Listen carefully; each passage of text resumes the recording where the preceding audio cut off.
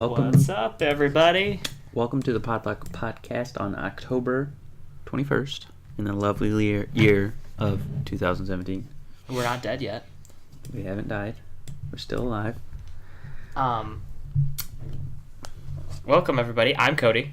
And I'm Justin. Justin. Yep. Sorry As about always, the cat. we don't switch often. No. But today, we're still in October, so we're gonna do some spooky stuff. And wow, our own ads. Our own ads is what I'm listening to. We have ads now.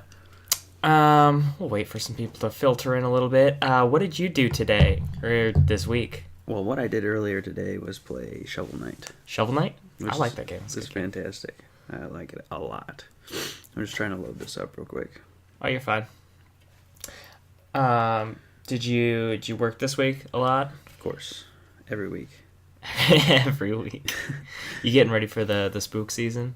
I don't really. Get your Halloween I never. costume ready? You know, as a kid, I never celebrated Halloween. Really? Yes. Like ever? No. So nowadays, I like Halloween, but it's not. It doesn't have like a special place like most kids have. Yeah. You know, where they went trick or treating or whatever. I like Halloween. I don't really like trick or treating that much because, like, I wish we had a Hell Night where we live. I could get down to some Hell Night. What is that? Hell Night. I think is it more Pennsylvania way they do Hell Night? I haven't heard of it. I forget. Okay, so Hell Night, instead of Halloween trick or treat, people walk around door to door. While the little kids did that night, later in the night, it's just like anarchy, right? People would just go do crazy stuff. Oh, so it's is called it Hell like Night. legal? Like, yeah. What? Is it like legal or No, it's not legal. But it was like the They just do Purge it? before the Purge was the Purge. It was the Purge before it was cool. Yeah, and people would just do crazy stuff. They're just like, throw Molotovs everywhere. I don't know, break into stuff. It's called Hell Night. So, like, the police expected all this crazy stuff to happen. It was just That would be cool, but I wouldn't want it to happen in Sandusky. Well, no. It'd be terrible. That's why it's called Hell Night, right? It would be awful. Here, especially. But I'm ready for some Halloween. I still don't have... I don't know what I'm going to be yet. Do you have a Halloween costume? No, I'm just coming as me. Dude, do something. I don't have anything. Here's my options, right? I'm Right. trying to debate, because I went to the Halloween store, because I was like, I don't want to make something, because I'm not very good at that. Right. So, there's a morph suit. You're familiar with morph suits, right? Morph suits are like the spandex suits that blew up a couple years ago. They had the random colors, like Green Man. Oh, Green okay, Man. like Green Man from Yeah. It's Always Sunny. Yeah, that's a morph suit, okay? Gotcha. So there's morph suits that look like things now. There's one that's an orc, and it has like the mouth from like here to here, so you use your chin as your mouth. And that's what you're gonna... No, this is just an option because it's really funny. It looks stupid, but that's why I want it, because it looks so stupid. I want to do stupid orc stuff. Another option was there's a morph suit. I don't know. I just went to the morph suit section. But there's just a morph suit that looks like it's just a naked human body, but with your privates blurred out. Like Japanese style blurred out, but you're just a naked dude.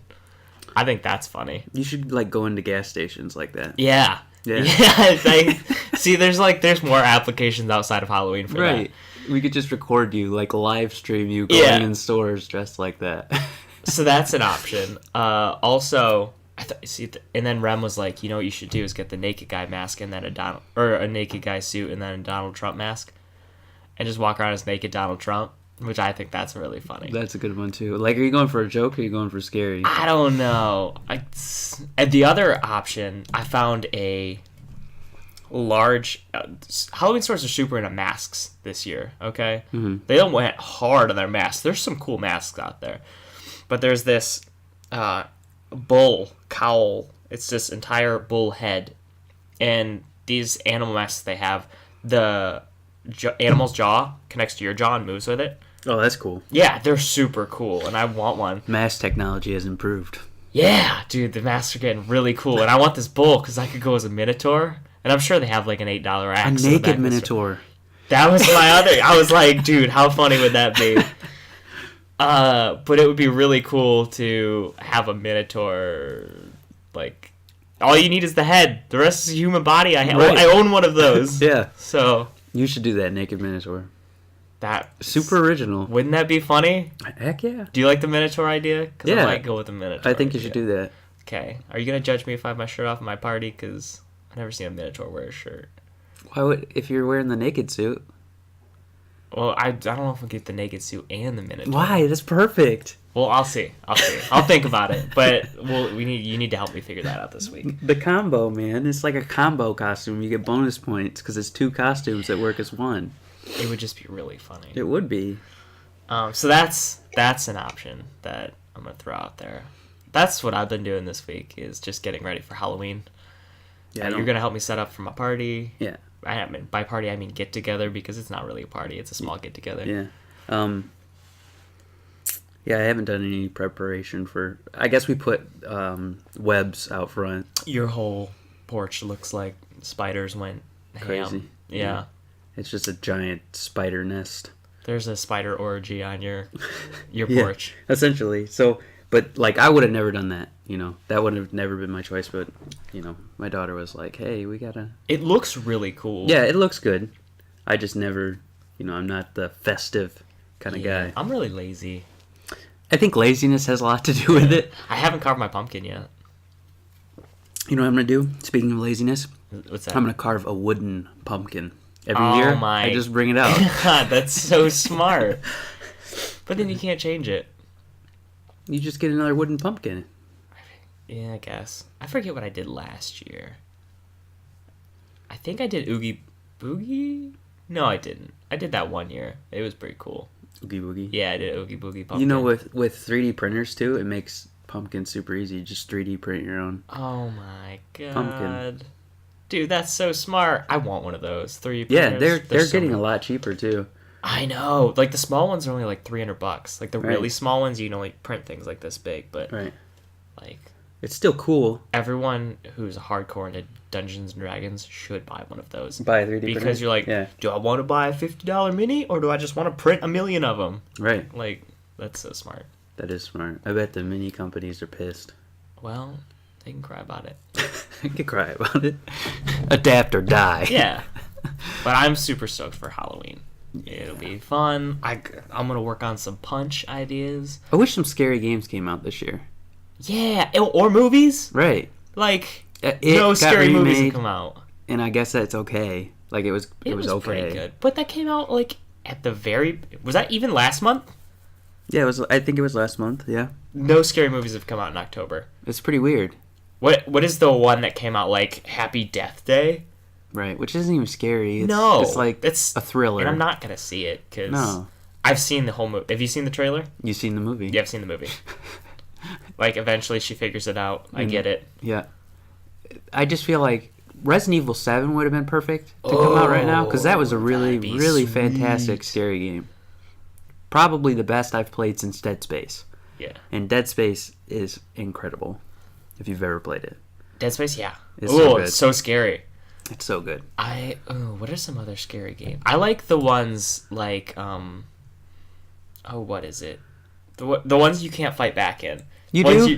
Dude, those are so fun. I'm not a big fan of those. Because you just have to run away. Like, you can't do Yeah. anything. That's Outlast, that's what it was called. Yeah, I don't know. I just never... So scary. One of the games just came out, the Evil Within 2. Yeah. I've played the Evil Within. It wasn't great. You didn't like it? Not the first one, so I don't know how the second one is. I feel like the second one was... I feel like people said it was pretty good. Really, my friend said it was really good, but like you just run backwards away from things and you win.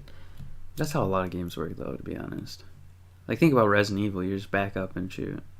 I guess, and but then run away Resident and shoot. Evil is so hard because you have to limit your usage, your ammo usage. Yeah. Otherwise, you're screwed. It's and it's that feeling of scarcity all the time. Yeah. And if you're feeling abundant, you're about to fight a boss. Mm-hmm. So you're like, good. I have a lot of ammo, but I feel terrible because I'm gonna go die now. I'm gonna use it all too. That's always the thing that sucks about boss fights in that game. Like after the boss fight, you have nothing. Oh, you have like so terrible. You have like 3 bullets in your pistol and you're ready to go. It's so fun though. Resident Evil 7 was good. It was very good. I was so happy that they went back to it. I played it in VR. Yeah, you told me, and you said it was incredible. It was amazing. That was one of the good games that came out for VR. Like a lot of them haven't been done right. I don't think. and that was one that was like, you nailed it. Well, the thing that was crazy is like Resident Evil 4 came out, and it was so good. Yeah. It got a 10 on most reviewers, and I loved it. It's still one of my favorite I'd give games. it a 10. Then 5 and 6 were just like turds. Yeah. Those are the co-op ones, right? Yeah, and Those were the co-op was okay. fun, but it wasn't like Resident Evil. It was like Michael Bay directed Resident Evil. It's so true. There's so many explosions. Yeah, there's explosions all the time. You're Are we super sure strong. he didn't? He probably Did you look at the did. credits? He probably did. But you felt strong. You were like an action hero, not Yeah. like, oh, I'm gonna die. You Yeah. know? It wasn't a horror game. It was an action game. Yeah. In Resident Evil 7, that was a horror game. Ooh. Ugh, I just get chills. Like, that was one of the best games that came out. Do you want to see our first spin? So we call ourselves the PodLuck podcast. I feel like I should explain this more. Yeah. Because it's a potluck of topics And information. and information. And since we're a podcast, we're a pod luck. Made Ha. sense to us. Yeah. So our topics this week are games, spooky time, which I guess we covered a little bit, I will go back into it. animal facts, Yep. talking about couch co-op, We went into that a second, too. yeah, We'll go back into open that. time, which means we get to ask our viewers what they want us to talk about. Which, if anyone has any ideas, throw them out there. Yeah, and then Elder Scrolls breakdown. We're gonna break down the Elder Scrolls series because last week we broke down League of Legends and Yeah, it it was was a lot good. of fun. I So liked it. we're gonna break down Elder Scrolls today. So our Well, we're first gonna spin topic our wheel. is I don't know. We don't have a sound yet. Elder Scrolls breakdown. So starting it off hot. Cool. Elder Scrolls. Yeah. I love Elder Scrolls. I'm just gonna preface with that. It's so fun.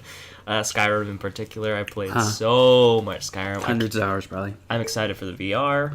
I just told you that it's gonna be like $500, but Is it PlayStation like, VR or I think 5? so. I think it's PlayStation. How's it 500 then? Because you have to buy like all this stuff. Oh, you have to for buy it. the new PlayStation, Yeah. then the helmet, Uh-huh. and then the game. Uh-huh. It's probably gonna be close to $500, right? Yep. Um, I'm excited though. It looks so good. I have not heard good things. Like I work in VR. Mm-hmm. We've talked about that before, and I haven't heard good things about the Fallout or the Skyrim Don't VR tell me experiences. that.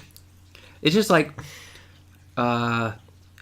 because of the mobility issue in VR right now. Mm-hmm. How are you going to translate this amazing open world when you're stuck in boxes? You know what I mean? Yeah. So, I hope it's fun. Yeah, I want it to be good. I want it to be so good. But Elder Scrolls are awesome games. Yeah.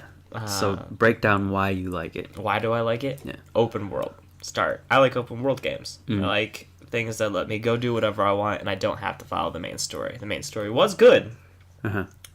but I like the other things better. I like to be able to just walk in a direction and do whatever I want.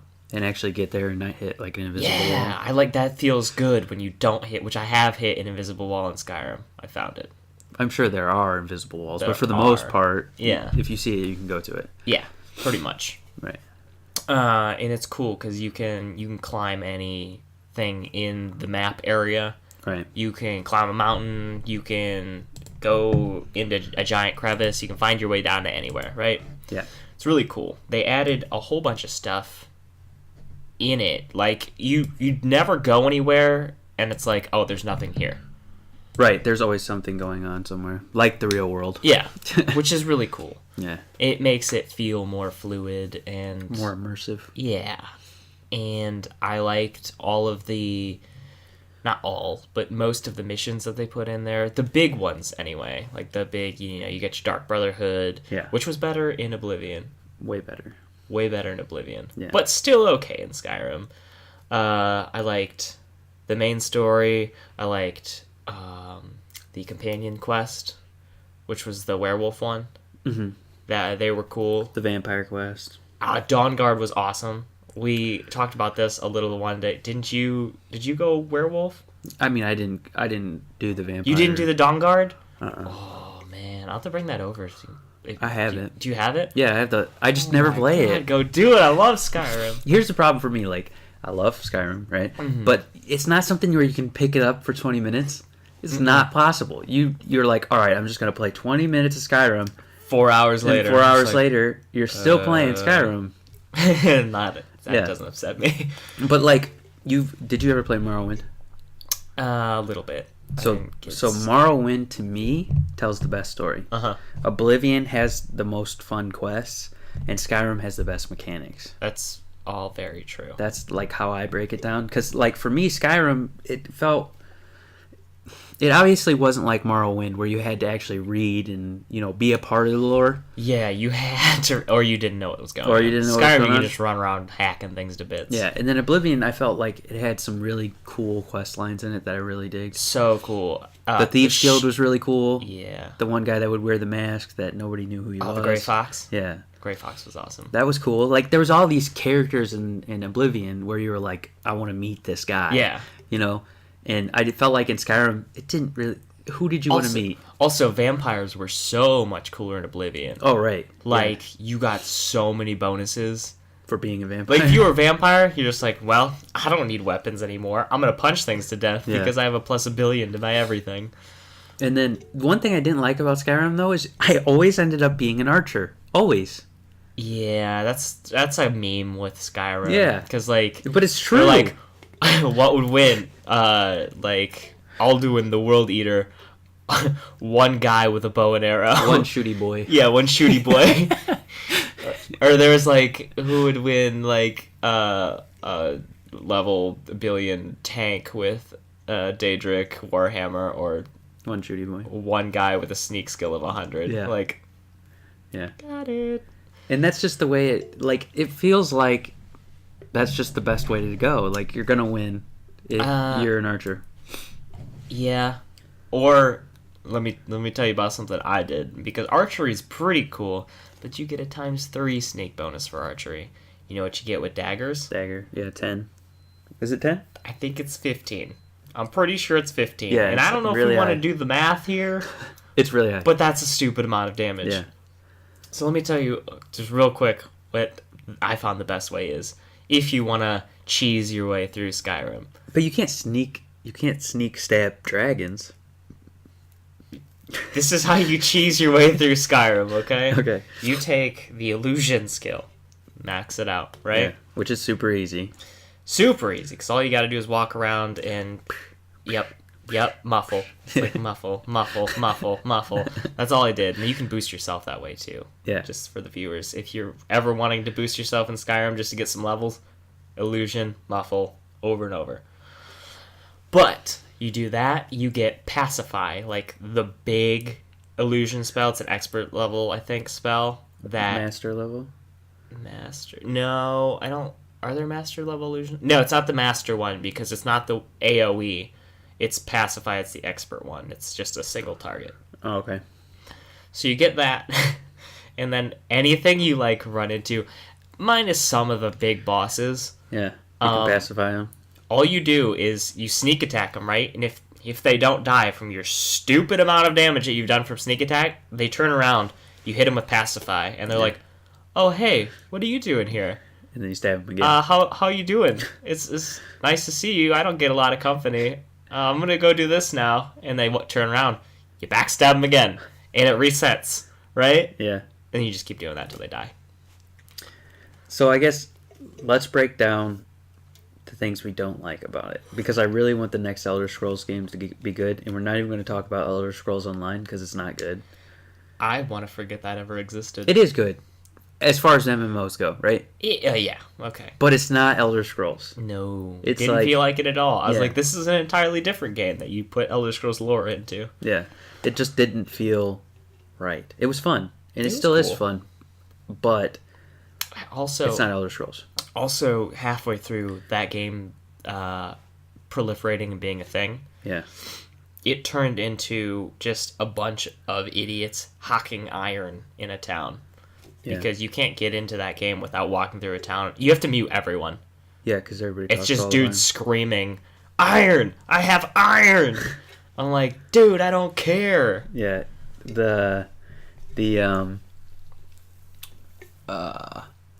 The community in Elder Scrolls Online is a little weird. Gosh. The dungeons were really fun to run, though. I don't know if you ever ran one. Yeah, but it was like MMOE, where everything respawned within like 30 seconds. It was MMOE, but it was cool too because there were like multiple bosses in a level, It was cool how other people could help you. and then other people would come in. Yeah. It was fun. I enjoyed that, Yeah. and the co-op aspect of it was great. Yeah, it was really fun because you could find your friends, and Yeah. that was But- awesome. But it wasn't really Elder Scrolls. But anyhow, so to break down the things that I don't like about Elder Scrolls, I feel like there's not like. I feel it's unbalanced With the classes.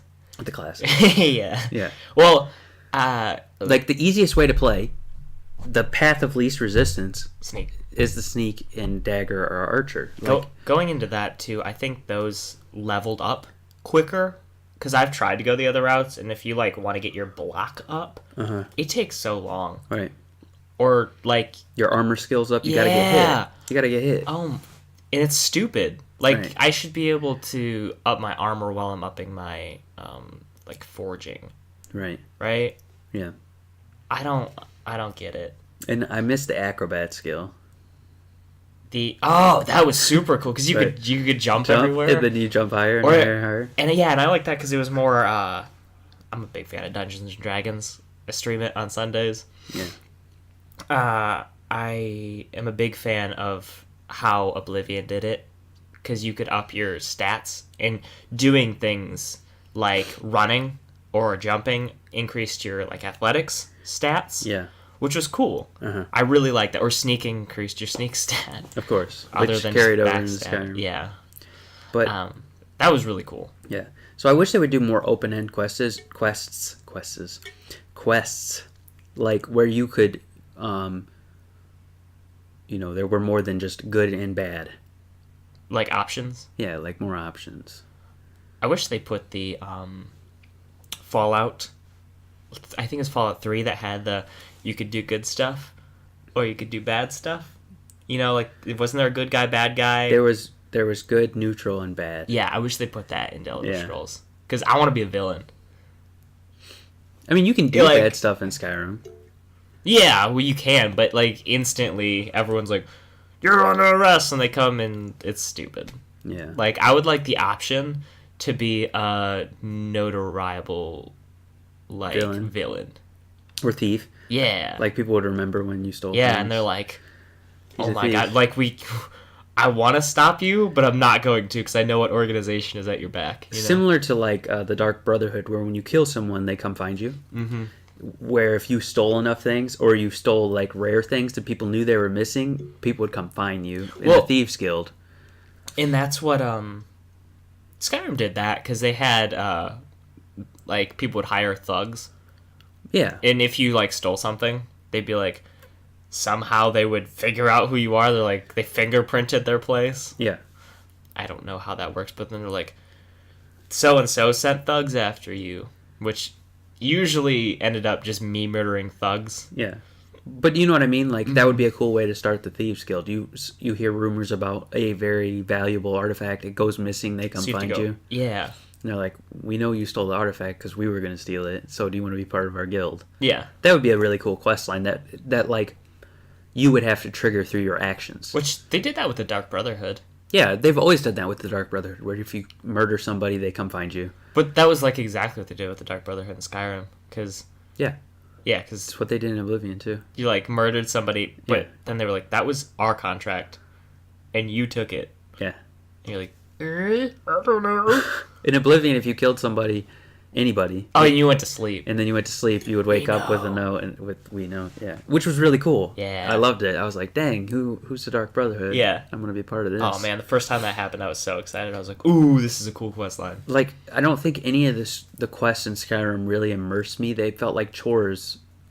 I like the Dawn Guard a lot. And I never did the Dawn Guard, so Yeah. I can't say whether or not that was immersive. that But was like the cool. main story, to this day I have not completed Dude, it. I have a couple friends who have never done that. Just because it just felt boring. Like, okay, I can scream dragon stuff. I'm gonna go learn more dragon stuff. It wasn't the funnest part of that game.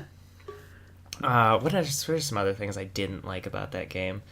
Not enough variety of enemies. You don't think so? No, I wish they'd put, like, you know how in Diablo or Path of Exile, which Yeah. you haven't played yet, where certain enemies would have random stats applied to them? Yeah. Where they Oh, would, yeah, like the some would be bigger or shoot lightning. Yeah, or- yeah, yeah. What if they did that in Skyrim? That'd be cool. They had a cool mechanic where you would get enemies, legendary enemies, are harder than normal So, like, enemies would have, Sometimes you'd run into a dire wolf that was, like, bigger. and that had like poison bite or something. Yeah. Yeah. And you like knew somehow that they were different, whether Yeah. through their color palette or their That'd be size. I feel like that would be more fun. Because I do agree, like, there's never a moment where you're like, this guy probably has good loot. Yeah, Just like, this no. guy has the loot that all the guys have. Yeah. It's like, Which Fallout 4 did amazingly, by the way. really? They had legendary enemies, and they would Oh, glow. cool.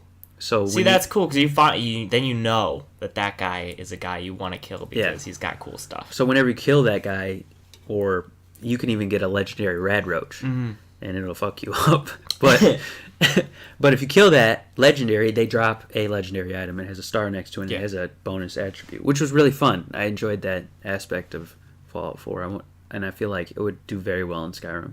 Yeah, I think that because like you're fighting Draugr, and when you're not fighting Draugr, you're fighting wolves. Yeah. When you're not fighting wolves, there's a dragon. Sometimes there's a dragon. And, like, maybe sometimes you walk into the clearly marked giant camp, but why would you?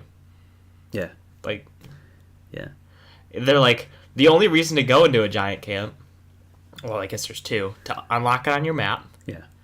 and to steal the chest that's always there in the back. Right. And clearly, if you're playing Skyrim, your sneak skill is 100. And their chests, So, right, and the chests have hilariously stupid drops. yeah. Ugh. Like, you fight through this whole dungeon and you open a chest, there's a cheese wheel. Thank you. Look at this cheese wheel. I just killed 37 people for a cheese wheel. Yeah, I feel like Oblivion had a good variety of enemies. You do? Well, Yeah. yeah, because you had the spiders. Yeah, there's the spiders, the minotaurs. spider ladies, Yeah, the minotaurs. minotaurs. I found a unicorn one time. Okay, I gotta tell you about this real quick while we're Okay. on this. A unicorn saved my life in Oblivion. Because there's the one area, I don't know where it is because I haven't played it in a while. It's by the main city. What is it? Cyrodiil? Yeah. Yeah. Right? That's the That's capital? That's the capital. Okay, so it's outside of Cyrodiil, but there's an entire area that's just swarming with Minotaur. Right. And I was walking through there and didn't know because I was like, I'm like 11. I don't know what this is. Right. And a bunch of Minotaurs, like 6 of them. Somehow we're all right there, and we're just like, I was sprinting, but they were catching up. And I was like, oh no, I'm out of everything.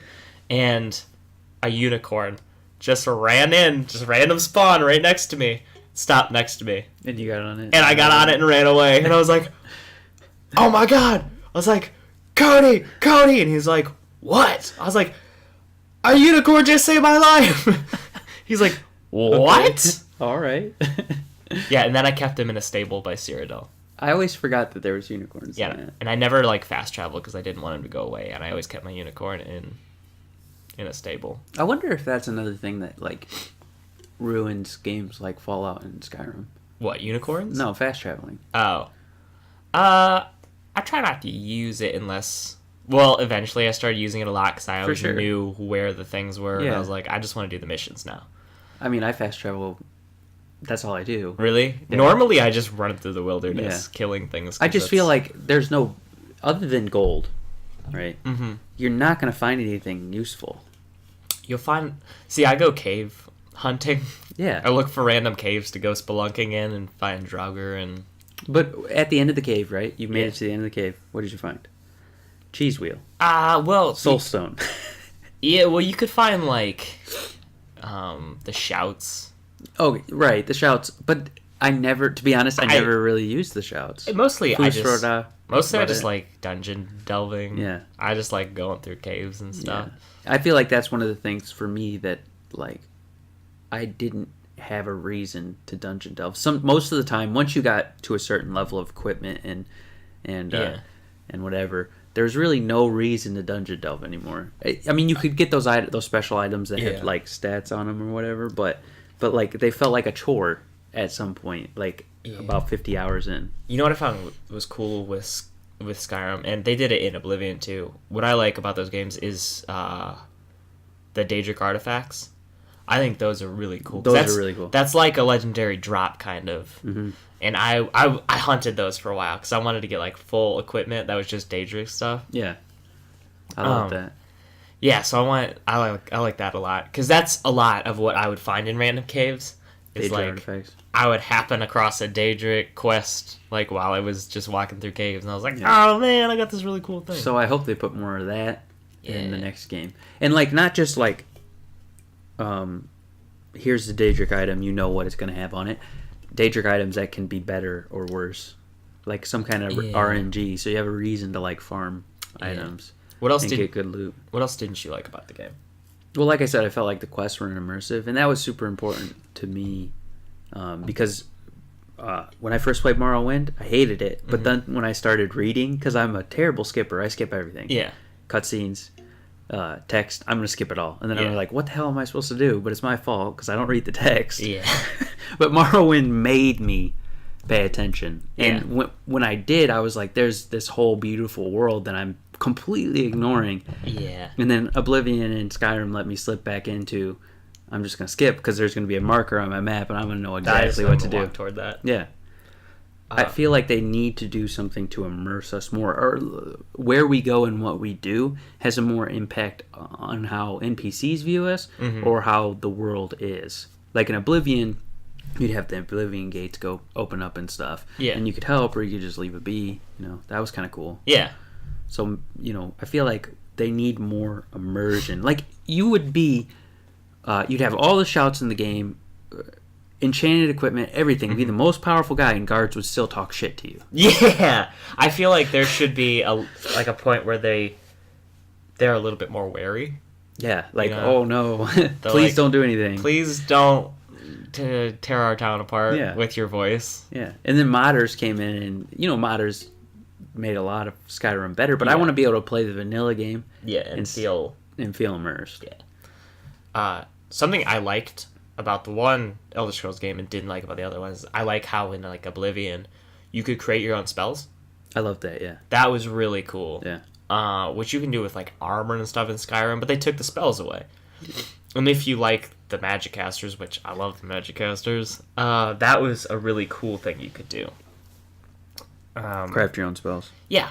It was amazing. Because as you leveled up, you could make your spells more powerful. And I feel like that was more of like, if you wanted to be a wizard, you were enabled to do so. Yeah, and you could take that to where you could create your own type of magic versus just learning things. Yeah, and that's Skyrim. I agree too, because like I always want to be a mage. I always set out to be a mage. I'm like, I'm going to be a mage this time, and I'll go straight to the Mages Guild and do that stupid, annoying quest line. So I've done it at least 5,000 times. Yeah, and I hate it. I want it to feel like I'm going to school to learn things, and maybe there's bad people at the school and good people at the school. Mm-hmm. You know, not you're the chosen one. Yeah, they're coming to see you. Yeah, it just, I don't know. I didn't like the quest. There was no schooling, and just a bunch of, I'm gonna run into this dungeon for some unknown reason. That's something I didn't like. The wizard quest, always stupid. Yeah. Always stupid. Yeah. They're like, in Oblivion, they're like, can you just go get shit for us? Basically, yeah. And I'm like, alright, well, I'm gonna steal all your beakers and sell them for 50 gold. Is that cool? And they're like, yeah, sure, you're part of us now, so that's fine. And there were some cool mage quests, like when you had to go look for the missing mages and they were testing out experimental spells and they ended up killing themselves. Really cool. That was cool. And I liked the what is the golden finger? I don't know, the lightning bolt spell that killed everything. Yeah. You remember that one? Uh-huh. That was a cool quest in Oblivion. Yeah. And I don't feel like that's the biggest thing with Skyrim. Like, I love Skyrim. I do. But, like, I don't remember fondly, oh, man, I love that quest line in Skyrim. It's like, oh, man, I don't want to run through the first dungeon of the Mages Guild. I have to go down. Okay, Tolfdir, I'll meet you in an hour. Go exactly. Fast travel, wait an hour. It's like, okay, Tolfdir, move. I need to go find some rings. wasn't there a quest where you had to kill a giant horker? A giant horker. There was, but that was a completely different quest line. That was like you had to kill spiritual beasts. Yeah, I feel that quest was fun where you had to go hunt the giant horker. And that there was a really giant cool. mud crab. Yeah, That was funny. that's cool. Like a monster hunting aspect would be Yeah. fun, or a monster hunting guild. Ooh, that's cool. That would be sweet. There are so many legendary monsters in Elder Scrolls lore, Yeah. and like they don't flesh it out in the games. Yeah, that would be cool. I'd like that. A monster hunting guild. That'd be amazing. That'd be sweet. Yeah. Or like the Warriors Guild maybe wanted to kill monsters because that would make sense. Yeah. They don't want them attacking the city. Or just for the And honor. I want more fantasy creatures back. I don't want to just fight wolves and Right? like I liked the Driders, you know, the half spider people, and I liked the Minotaurs, all those fantasy creatures they had in Oblivion. Right. I don't just want to fight undead and dragons. No, I agree. You got to open the lore up. You actually have to okay. This is a huge pet peeve of mine. You write this entire game, right? This entire game with this amazing lore, and then you don't put it in the games. League of Legends. Right. League of Legends is a perfect example. But think about Elder Scrolls, right? You read all this lore and it doesn't help you. Why can't lore go into the game? Where if you read lore and you actually pay attention to it, you know to go to this place. And you can explore things in the game. You Yeah. find it out because you know. Yeah, you know to go to this place. It isn't marked on a quest. You have to read the lore to know where to go. I may actually read through the books they put in the game Yeah. if they helped at all. Or like the legend of the giant horker, and then you'd be like, oh. I'd be like, all right, 27 pages, whatever. This leads me to something. Where instead is of it? just, okay, book, sell for 50 gold. Yeah, Like, right. I feel like if you're going to put lore in it, implement it into your game design. Yeah. Where you're reading the lore, like the dwarfs, right? You find The Dwemer the that Dwemer, yeah. don't matter. They don't. You go into their places and there's no conclusion. You never get to figure out what happened to them, where'd they go. That's why I thought what was really cool with the Dawn Guard is, it's just kind of a spoiler. That's fine. Skyrim's been out for a while. Yeah, you should.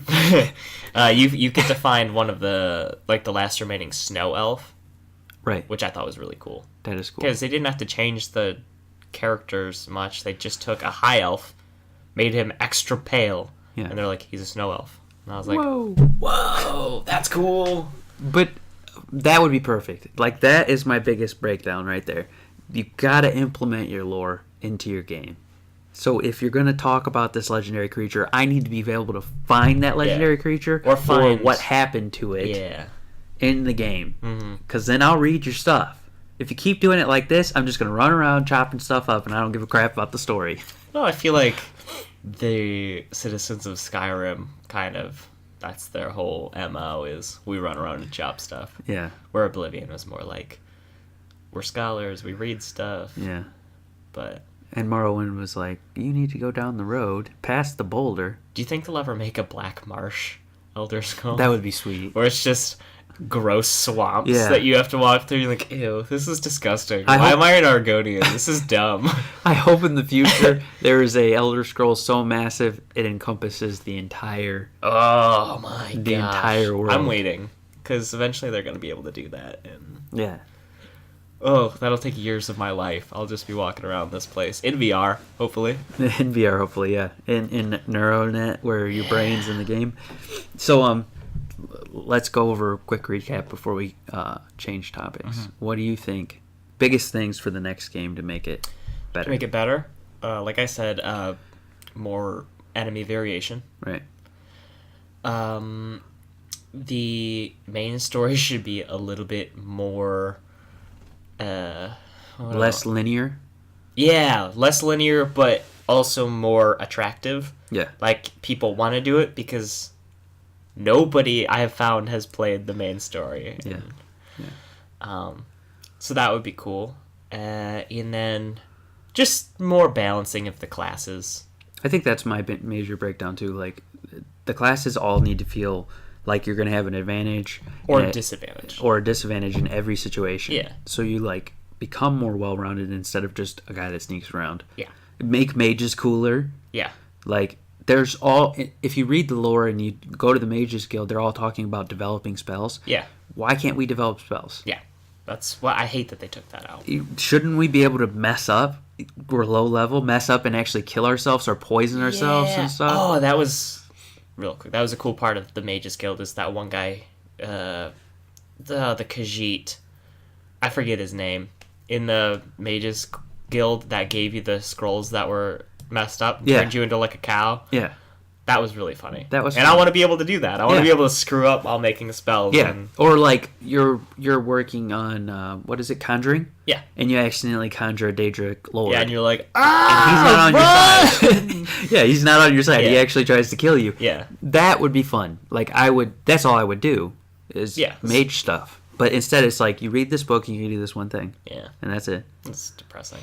Yeah. And then they gotta implement the lore into the game. I have to hear about this cave that nobody's been in and this is why, and then go there. Yeah. And no level where the monsters grow with you. Oh no, I don't want that. I want that. set levels. If I go to this go cave, there and I'm not supposed to be there, I'm gonna die. get fucked up, and I shouldn't be in this cave, and I'm gonna get punished for it. Yeah. Yeah. So when you read that lore and there's a legendary something troll in this cave, and you're low level, you go there, that troll's gonna F you up. Yeah, and I don't want wolves to level with me. I hate that. Ugh. Like you're an amazing dragonborn. You know, you can shout and knock dragons out of the sky, and a wolf bites you, and you die. Yeah, I'm like, really?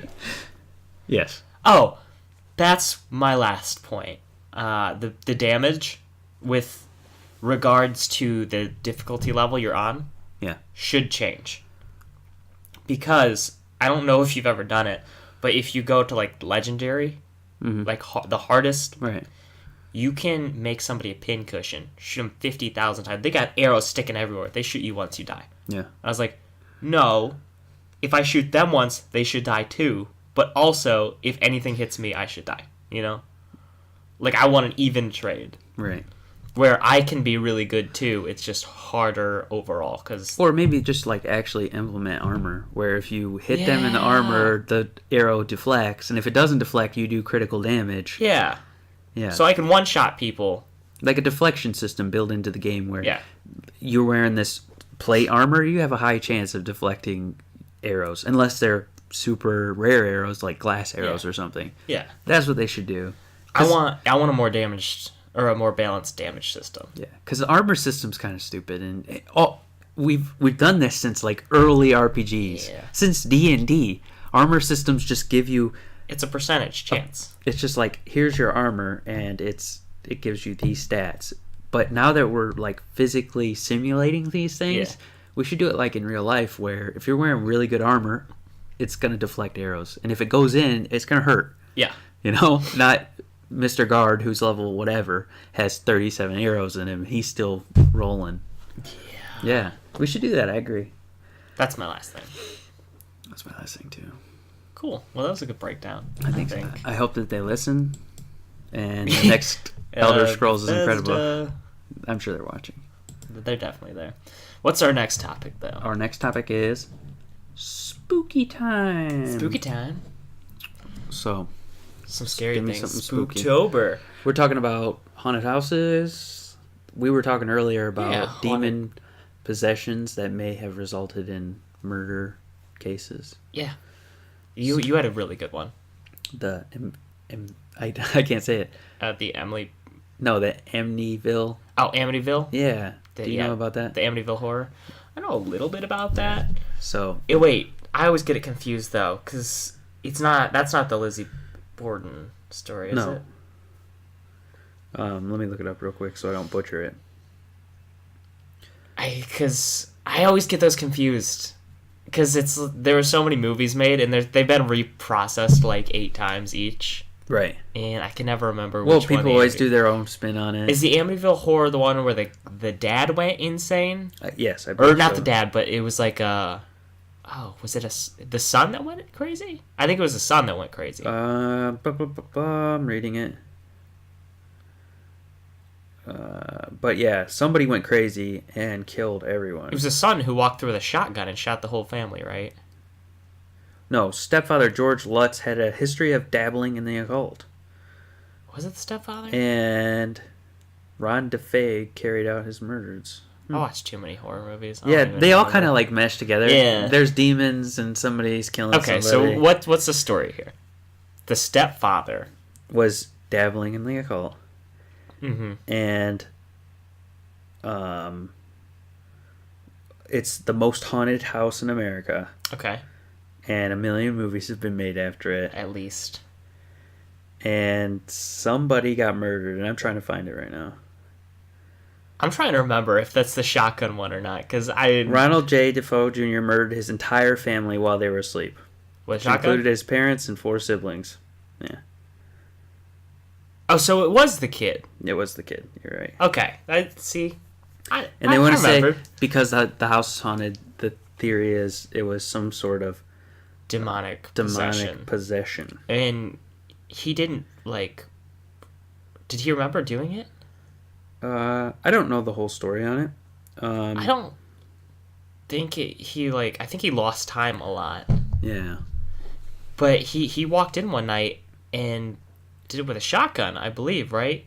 Because he killed the parents first, and the kids didn't know what to do.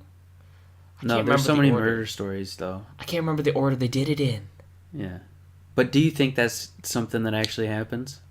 Do I think maybe some mass killings are a result of demon possession? I would say so. You think so? Not all of them. Well, obviously. But some of them, I would say, yeah. But doesn't that kind of mess up the justice system in general? It was demons. Yeah, but it's also the pleading insane thing, you know? Insanity is a real thing. We can so prove is it. demon possession. You think demon possession is real? Yeah? Totally. Yeah. I 100% that can happen. I believe that can happen. So is it just can happen to anybody, or if you dabble into the cult, you're going to get possessed? I feel like if you are asking to be possessed, you probably have a higher percentage chance of being possessed. So what's the goal, do you think? Of being possessed? Why do people want it or ask for it? I could think of maybe if they're done with their existence, right? They don't want to be alive anymore, but they don't want to off themselves. That could maybe be something they're So instead of killing themselves, they ask for to be possessed. Yeah, so they're alive still, but they don't want to deal with anything. But let's talk about it logically. If you get into that state, they're crazy, right? If you get into that state, yeah, right. You get to the state where you're asking for demon possession. Yeah. Don't you think people could that in itself could make you crazy enough to kill people?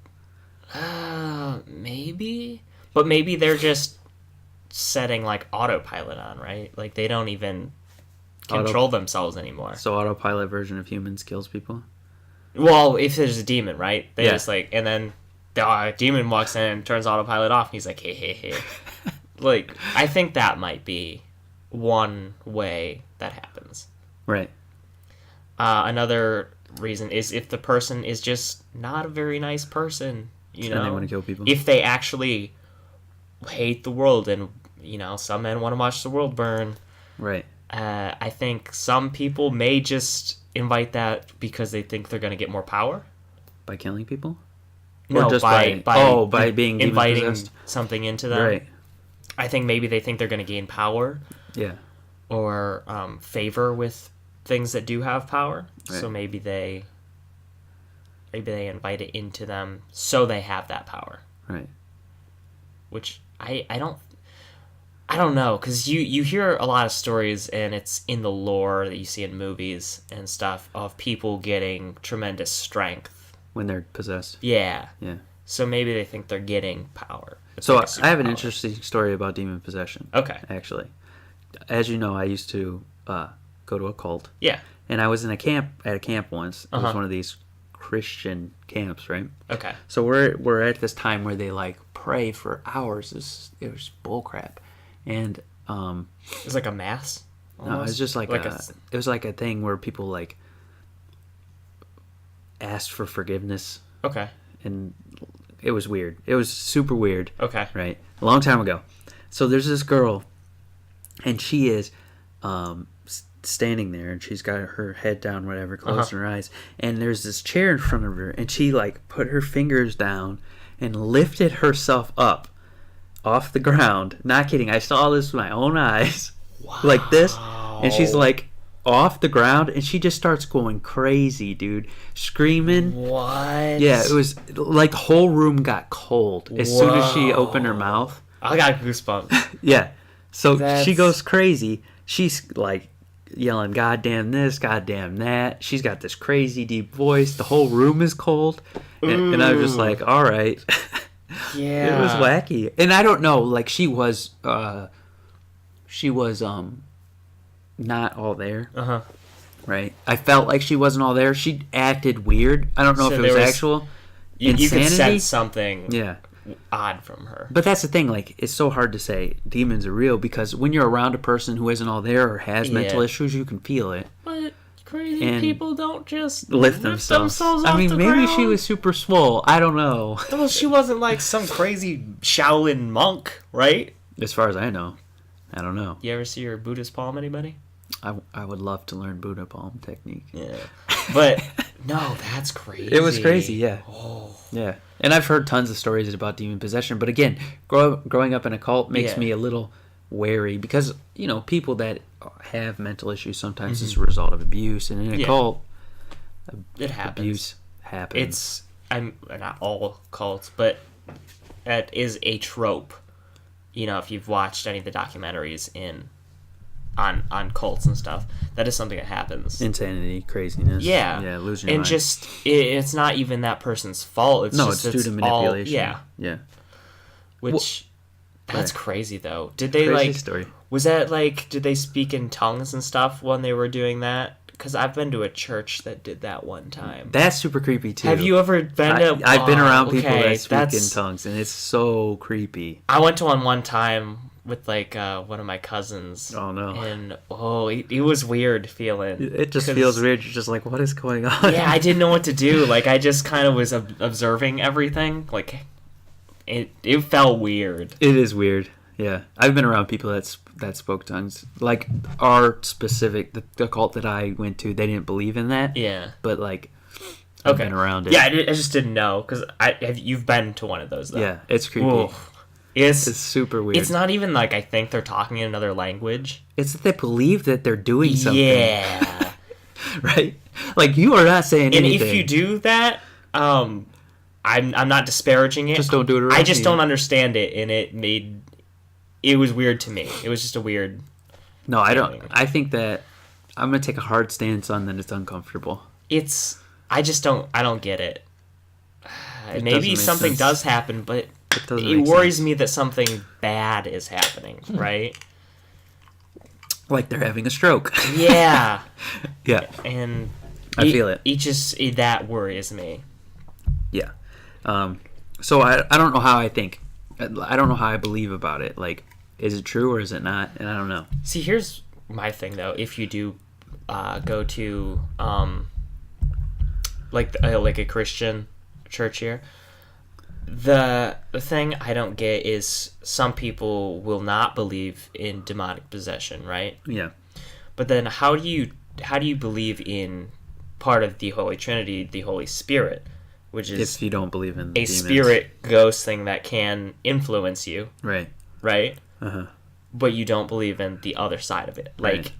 I feel like there is. That's my argument as to why there is. Right? There has to be a. You can't take one without the other. You can't have your cake and eat it too. No, I agree with you, and I don't know personally how I believe about these things. Yeah. It's up for debate with me personally. That would be my argument. If that is a thing on the good side, you have to have the other as well because it's written in the same friggin' book. Yeah, I think that what makes the Amityville case interesting is the fact that the person that did the murders, right? They weren't actually dabbling in the occult. Yeah, it wasn't that. It was the other. Yeah, it was the dad, right? No, the dad was dabbling in the occult, and then one of the sons killed everybody. Mm-hmm. Which is, it's like it's kind of like you open the door for something, you know. But See, this is why I have a hard time believing it. That's kind of crappy that someone else can open up the door, then you get possessed. You know? I mean, I think being possessed is kind of crappy in general. Yeah. I don't think you get a choice. I just think with the way the brain works, and we talking about scary monsters last week determined that people are probably the scariest monsters. Yeah. I think that it's too hard to just be like, yeah, for sure, demon possession. But insanity really is much scarier than demon possession, because it's just like they lost it and they're, you know, what are they going to do? They're going to hug you? They're going to stab you? They're going to hug you then stab you? You don't know. And you feel the uncomfortableness when somebody's acting sketch. And I feel like with it being the most haunted house in America, I feel like something with that, and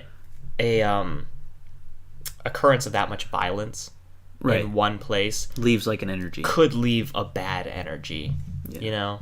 Well, I guess I've been in rooms where things are tense and you can feel it. Mm-hmm. So I guess it's not too crazy to say if something terrible happened somewhere, you could feel the weight of those actions. Like, it's, you just get that feeling that of a weight. Right. It's a heavy area, which I've been listening to a podcast about the Bell Witch hauntings. I don't know if you know anything about the Bell Witch haunting. I knew of it. I didn't know what all it encompassed. But it was like a family that was being haunted by this spirit entity, right? Yeah. And they said that whole area where the Bell Witch was said to roam, you can go there and you can just feel in that entire area of that city how dense it is. It just feels weird and different. What's interesting is we just watched a show. My wife was watching it. It was about the Bell Witch. So come to find out, in the show they talked to the Bell Witch's family, and she died a lot later than the person that she was supposedly like haunting. Oh, yeah. And she was half Native American, and her grandma taught her. I forget, her name was Kate, right? Yeah, Kate Bell. Yeah. Her grandma was Native American, and she taught her how to healing herbs and stuff. So I don't buy into the witch story. However, there's a cave there in the area where the Bell Witch was on the property of the Bells. And well, it wasn't Kate Bell, right? Because it was Kate something else, and she was haunting the Bell family. Something like that. I don't know. But the spirit called itself Kate. Yeah, there was a witch, and she was supposedly a real lady, right? She was supposedly a real lady who practiced witchcraft. Documentation of a lady named Kate. Yeah, and when they asked the family about it, her grandma was Native American. She taught her healing stuff, and at those times, if you did anything pagan, you were a witch. But the spooky part of the story is there is a cave there where when people go in there, they see something. And it's like... I didn't hear about that part. It calls itself a sentinel from another dimension. And like they messed up a burial ground and all this other stuff. I did hear there a lot of that story was people were defiling Native American burial grounds because they were looking for artifacts, Native American artifacts like arrowheads and stuff. Here's the thing that I hate about this whole ghosts and demons and stuff. The shows that document it are so... dramatic. Yeah, they ruin all their credibility. That's why I listen to the podcast, because I like they take it seriously and they break it down. Because if you're going to break it down, if there is a thing where multiple people are seeing the same thing essentially in this cave, and it's telling people that it's a sentinel from another dimension and it's a vengeful one, that's way spookier than your stupid stories with your creepy music. Yeah. Like, just tell the story. No drama. Let's talk about the facts. That's always going to be creepier than... And they always do flashes of, like, a person going like this. You know, you can only see the whites, their eyes, or they're just acting ridiculous, where they're, like, screaming, dude, did you feel that? Dude. You know? Yeah. That... They ruin it. They really do, because it's all for, you know... It's all for viewers and stuff like that. But if we actually, like... sat down, broke it down, there are some weird stuff that happens, and we should look at it without that lens over it.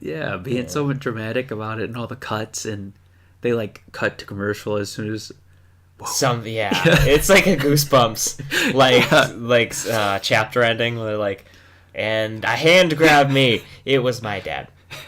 Like, oh, okay. All right. Good. Because the story, like, these stories are so creepy. Like, someone killing their entire family and all the stuff that happens. But then when they actually talk about it, they have to do dumb stuff. Yeah, they over-dramatize everything. Yeah. Let's bring back real spooky stuff. I heard with that, too, though, is in that time period, witch was kind of an... Catch-all. It was an over-enveloping term. Yeah. So it was like witches as we see them, also as spirits. All of that was lumped into witch. Right. If it was anything not like the direct Protestant thing that they were doing, it was a witch. If you weren't a Christian, you're a witch. Yeah. Yeah. So I heard that too. So it wasn't necessarily that it was a witch like we see him today. It could have been a spirit that they were talking about. Which is way scarier in my mind than a lady who's running around putting voodoo dolls. Did you hear about the guy who almost caught it, the Bell Witch? No. There's a story is like the time I almost caught the Bell Witch. Yeah. And the guy who was like best friends with the Bells. Yeah. The witch followed him to his house one night.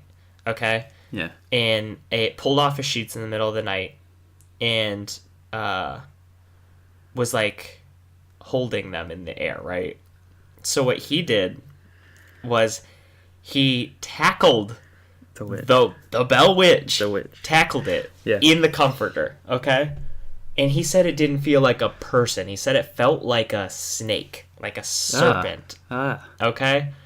Which is weird. That's weird. So it's like wriggling around? Yeah. It wasn't weird. Like a... What if it's a skinwalker? Could have been. I'm not going to discount that because a lot of things could be skinwalkers. Skinwalkers are super creepy, and I promise they don't feel like people. Yeah, and there was a lot of Native American influence in the Bell Witch story. Yeah. They didn't talk about that. That's a good point. Skinwalkers are big in Native American lore. Could have been a skinwalker. Yeah, and that's why you leave sacred areas alone or you get haunted by a skinwalker. And they can always change their voices to mimic things. Yeah. Ooh. They could be anything. That's a good viewpoint of that story. Skinwalkers are so scary. And, like, have you ever seen, like, artist renditions of skinwalkers? I don't like it. They're always, like, people peeling their skin off to be something else. It's so creepy. Yeah. That's true, though. It could have been a skinwalker. Yeah. Oh, I didn't even think about that. Yeah. And skinwalkers, I don't think, have, like, traditional lifespans either. No, because it's like... It's not... It is a witchcraft. It's like a witch doctor. Yeah. But they live Native super American long, version of a witch doctor. And they can be whatever they want. That's true. That's way scary. And they're very intelligent, which... Yeah. And there was a point where it took them a certain amount of time to get from one area to the next. Because it went from, like, the Bell's house, and it was like... It told the lady of the Bell house, the matriarch, that it would go check on her to see if her cousin was home, I think. And there was like a 5-minute time period where it left.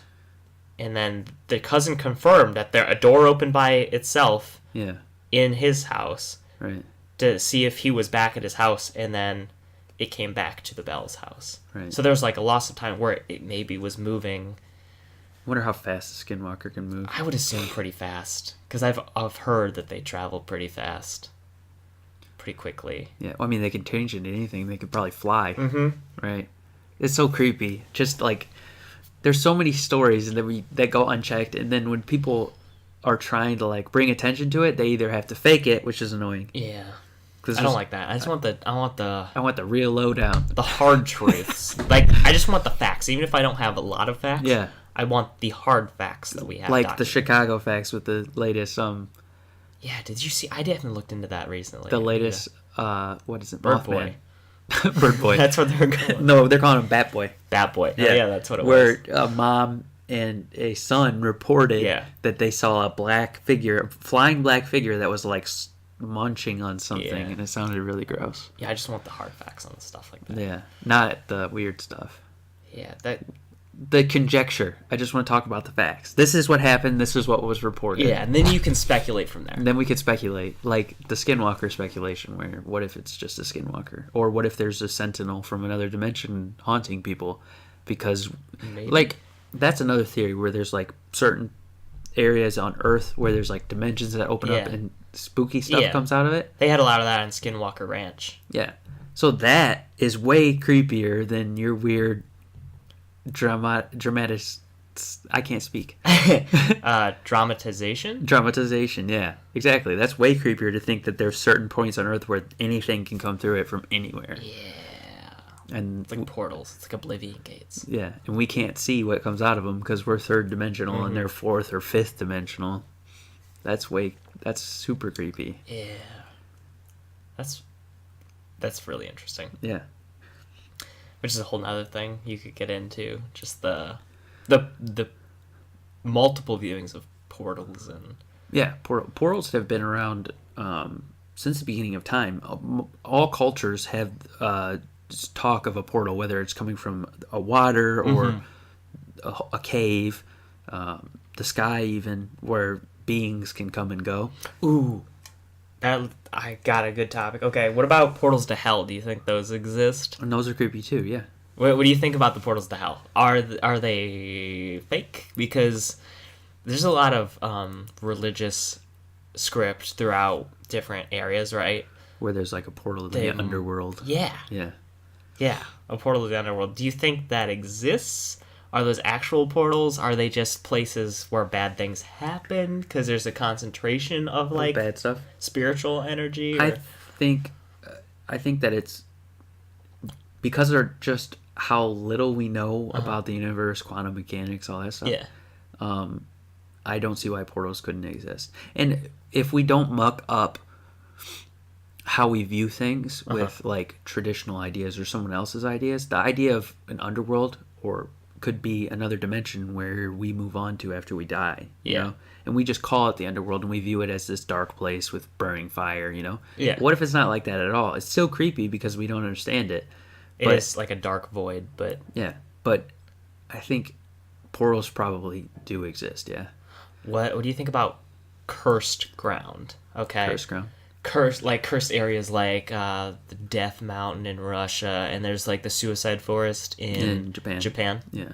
What do you think about those? Like places that are marked with bad energy. vibes. Yeah. Do you think that's caused by some spiritual power or otherworldly power? Does it have something to do with like just different forces of energy that are in that area? I think, like because like magnetism is weird there too and stuff. Do you think that affects? I think that let's assume that we're 3-dimensional and 4-dimensional at the same time. Okay? So we have our human container essentially, and then us, our consciousness, right? Yeah.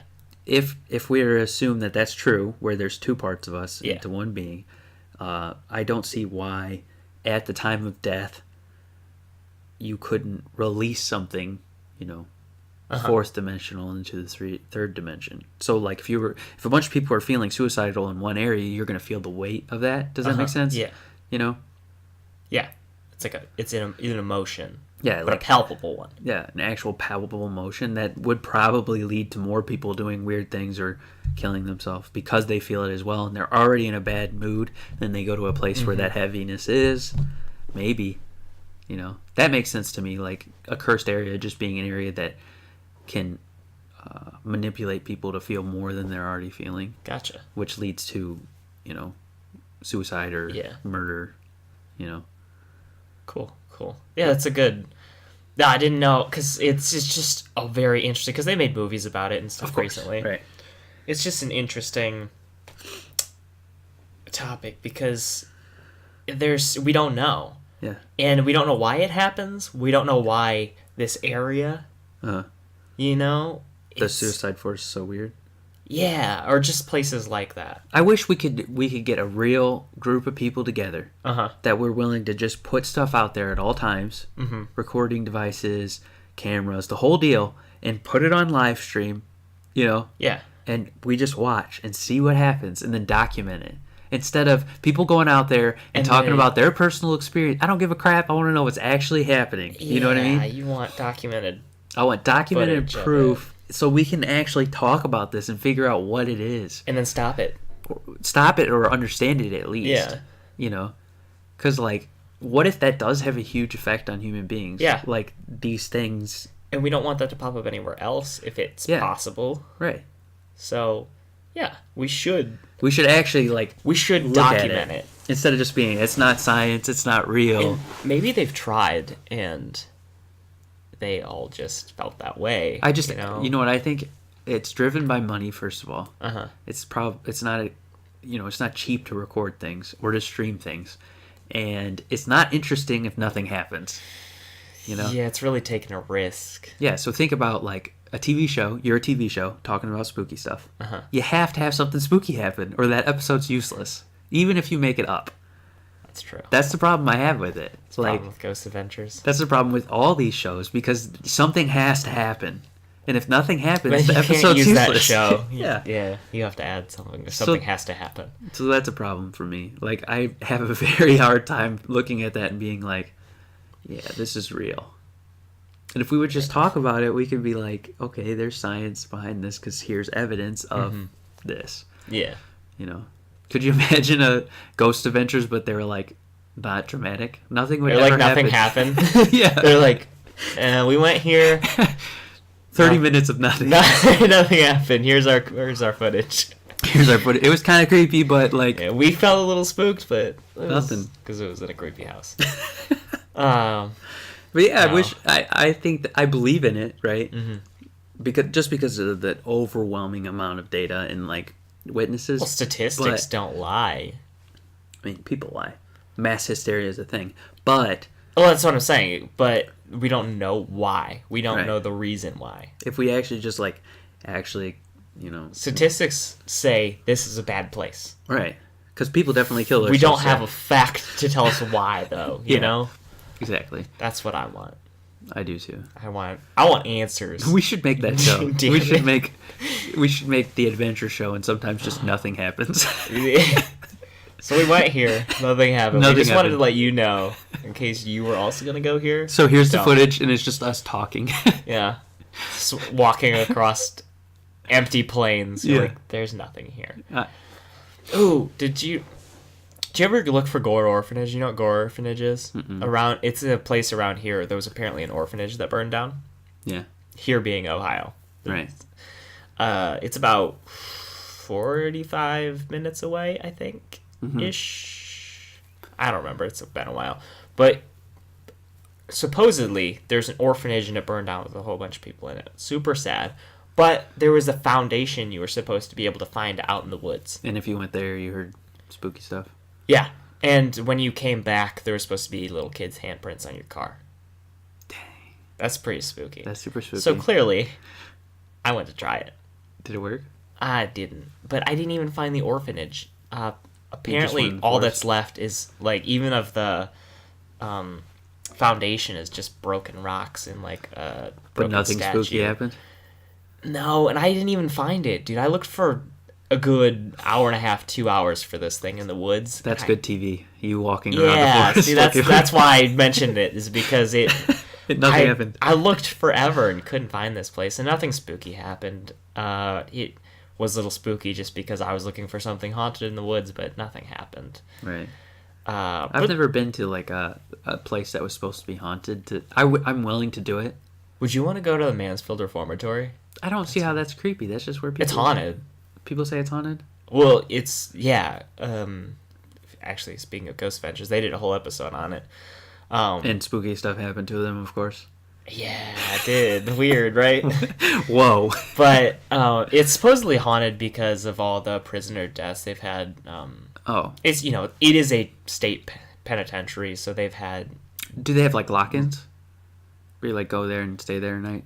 They used to. You could stay the night there. I think they still have it. They also run a haunted house in there, which I don't want to go to that. I want to go to the lock-in Yeah, where I you get wouldn't to mind stay that. at night. But, okay, let's talk about this, too. If I had owned the reformatory, You'd want I to... would make spooky stuff happen while you were there. But I think you can go to one that's just nothing.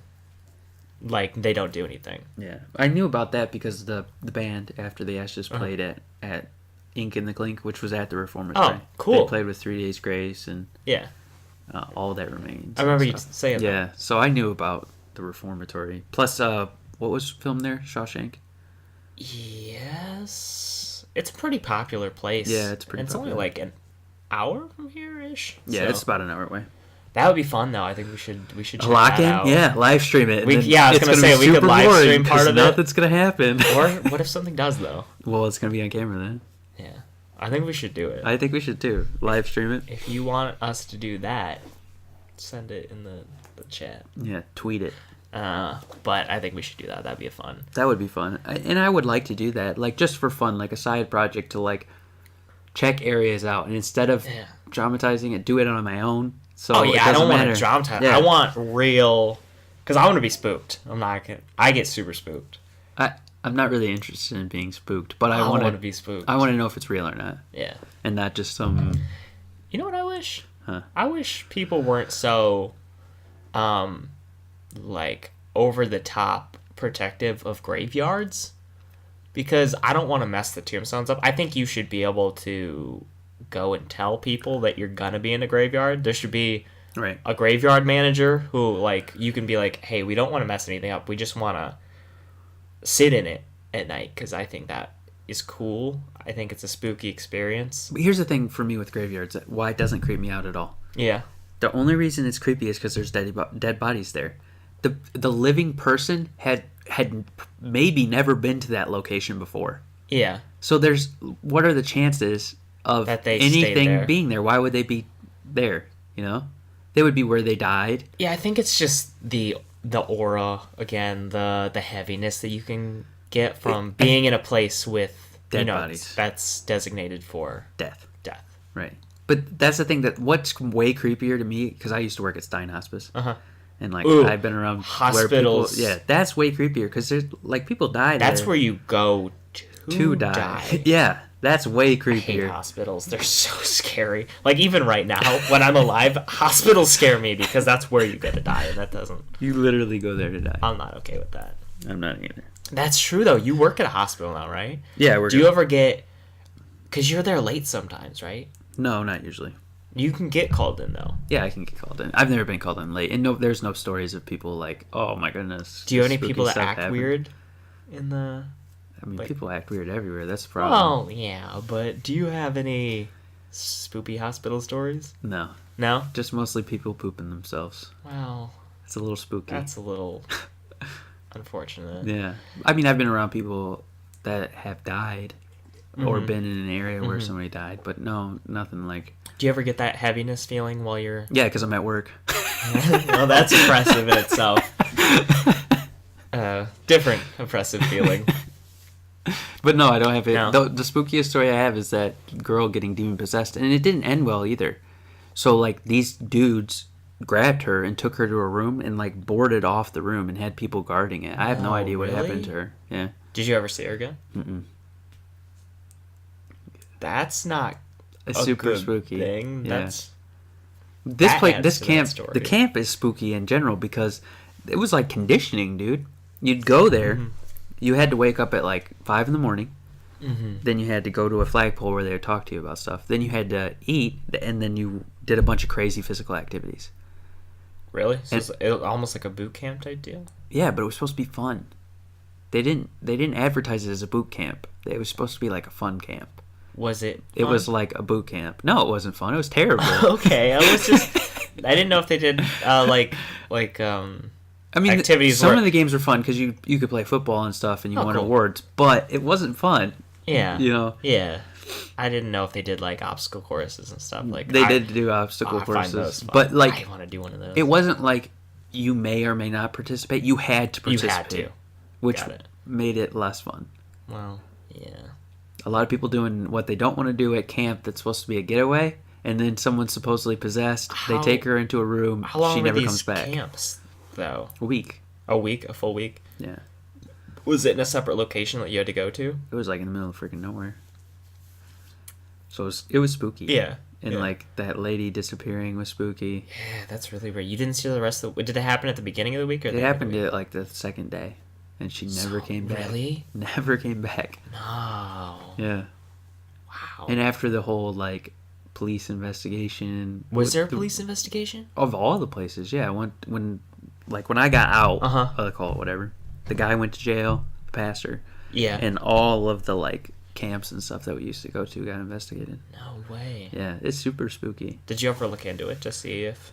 No, I never looked into it specifically. I try not to think about it too much, but it's spooky, you know. Yeah, I just didn't know. It's very interesting. It's super interesting, and I think I will, but like, I don't know. I try not to think about it right now. Yeah, no, I understand that. But I'm I not just opposed didn't to talking about it. I guess just personally, I don't like think or talk about it. But Yeah. like when people ask me about it, I'm open to talking about it. Yeah, But it's super spooky that Yeah, that's where'd she go? I don't know. that's crazy. But then you kind of feel guilty. Like when I talk about it, I kind of feel guilty because like she's gone. Maybe somebody could have killed her, and you don't know. and I didn't do anything. But you couldn't know. You know. Right. That's really scary. So I guess my whole life is a spooky story because I was there for 10 years. Yeah, that is scary. Yeah, super spooky. Did anything else? Was there any occult stuff? Oh, there was Done? lots of occult stuff. There was. But it was like underhanded. Like you didn't know until afterwards, and then you're like, oh wow, that was really weird. Gotcha. Did you ever? Did they ever do like? They like demonic curse people possession? and stuff. Did they? Did Yeah. they do like hexes and stuff? They would do like underhanded curses where they're like, if you're not right, they would have a bunch of people like lay their hands on a person, and they'd be like, if you're not right, we want bad stuff to happen to you, essentially. Like people in the camp? Camp or just the church in general, yeah. What? Yeah. And now, Were like, thinking those back, people then like excommunicated or? no, they were just like, get right or bad stuff. Was it like a scare tactic? I don't know, but like that's culty, that's a Yeah, cult like where yeah. you place a curse on somebody and all Yeah. that. That's essentially what they were doing. So Huh. like the whole story is pretty spooky. We can delve more into it Yeah. as we talk because there's a lot of crazy stuff Yeah, that that's, happened. That's crazy. Did they do anything with like simple like for example, I'm not saying they did this, but like the evil eye. You ever see the evil eye? It's a symbol that would make someone marked. Like they would draw the evil eye under someone's bed, and they wouldn't know. No, they would do stuff where they would have like items that they prayed on, and then they would leave them or put them in people's houses. Okay, so it's And it like felt weird in the house. okay. So it's like a cursed object. Yeah, Cool. the whole thing was. I mean, not spooky. cool, but that's scary. That's Yeah, I mean, more stuff's gonna come out, and I'll be able to share like, news articles. You can look on the Yeah. Sandusky Register right now where the guy went to jail. So that's crazy. yeah, but that's spooky. Yeah, that is. I feel like there's more stuff that happened, but I can't remember because it was just constant where it was just like bad stuff happening. Yeah. Like a guy came out one time. This is another spooky story. We're just standing talking. I'm just talking to my friends, and the guy comes out and he's like one of the youth ministers, and he goes, he comes out of nowhere and he goes, if your parents knew what went on here, they would never let you come back. And then dudes came around to him and they're like, hey brother, and they called everybody brother too, which was super creepy. Yeah. They're like, hey brother, let's talk, and they took him away. You never saw him again? I did see him again. Okay, good. Oh, But come on, I was like 15 or 16. you kind of put that together. Yeah, and I didn't think about it at the time. I was just like, I just thought he was being weird, right? And then later he was yeah. just like nervous and smiley all the time. Yeah, I could do. Ooh, yeah. Spooky. Weird. Yeah. Weird. So that's a spooky story. That's scary. You want to spin the wheel? Yeah, let's spin it. We gotta save one. We got one more week of spook stuff. So Yeah, that was At good. least. So we already broke down Elder Scrolls, which was really just us like, I want more Elder Scrolls. And I hope yeah, it's but good. there's a couple things we want fixed. We just talked about spooky stuff, so If I could just what's get next? Skyblivion or Oblivion, like if you fuse those two, I Or- think that's what I want.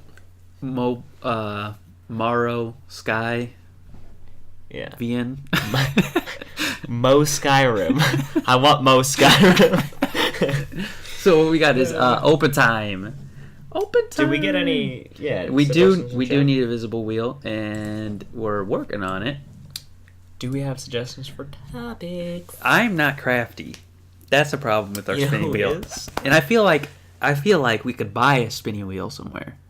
After the show, Yeah. after the show, we're gonna go look on for spinning Amazon wheels? and we're gonna look up game show wheels, and we're gonna buy one. Why make it if we can buy it? Capitalism. Yeah. Then you can go, this is mine. I made this. After you purchase it. Yeah, and mine's not gonna look good. Like, so, yeah, we could do that. So we're in open time. So we're going to look at the chat. And we're going to talk do you guys about have any suggestions for whoever, topics? whoever puts the first topic in. If we feel like we can throw down Maybe on not that the first topic, because I don't know what you're gonna say. And Yeah. so it might be something I don't want to talk about. Like Cody's personal life. Yeah. I don't want to talk about it. It's boring. Well. Let you know. This is the most exciting part of it right here. But, yeah, if we got any topics. Otherwise, we'll jump into something I'll just else. spin the wheel again. Yeah. Oh, we are getting a new... A new wheel? A wheel, you mean? We are getting a wheel. We're going to buy one. And our thumbnail's halfway done. Our thumbnail's almost done, too. Yeah, we're Moving gonna... on up. Our cartoonish faces, we're going to slap on the main screen, and Twitter and Twitch. Why our friends are dumb. Why our friends are dumb? My friends... I don't have very many friends. You got me. Why am I dumb? And I don't I think do you're dumb. stuff. Well, I do. But I think all people are dumb. why our friends are dumb?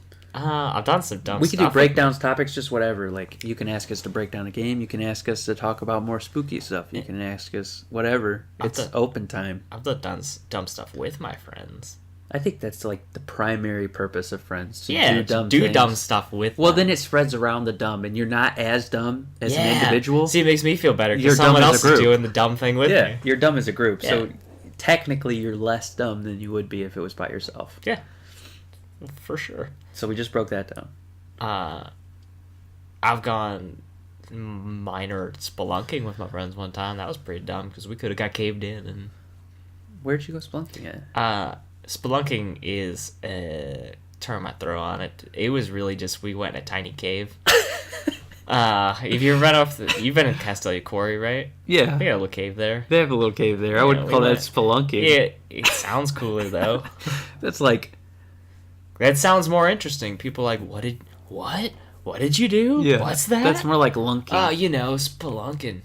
Yeah, I do it all the Cave time. exploration, if you will. So they're saying break down quantum physics and string theory, and I don't know a lot about quantum physics. I can't really- Quantum physics and string theory. I can't really break down either of those things. I do know something really cool that China did recently. Yeah. Quantum entanglement. They were Okay. able to entangle two particles and send something from Earth to a satellite in an instant. Really? Yeah. Imagine those internet speeds. Wow. Yeah.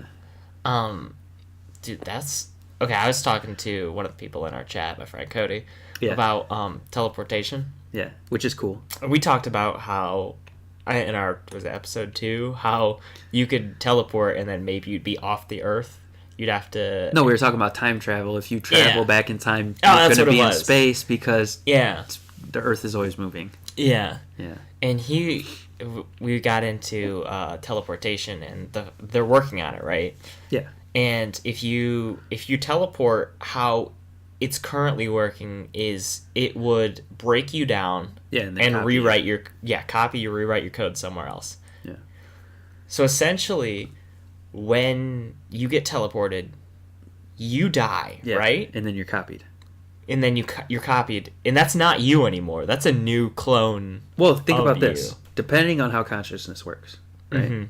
So let's say that consciousness needs a container, Okay. right? And what your consciousness is capable of displaying is based on your container. So if you're mentally ill or your brain doesn't work like a normal person's brain, you're not going to be able to convey yourself well. Uh-huh.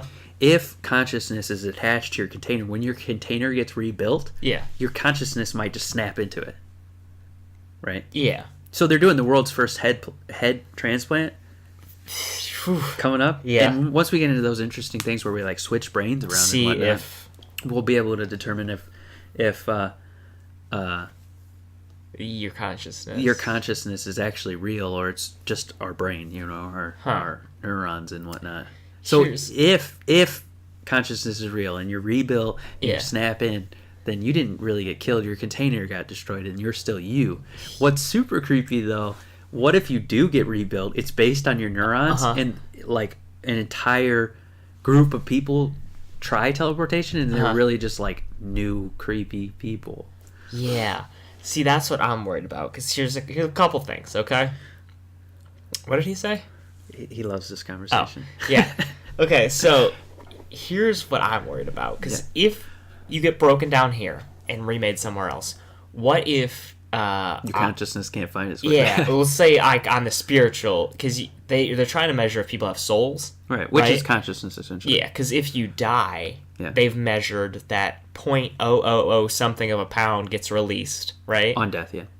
So they're trying to figure out if there's a soul. If there is, and you get broken down in one place and remade in another place, what if your consciousness, your soul, doesn't travel?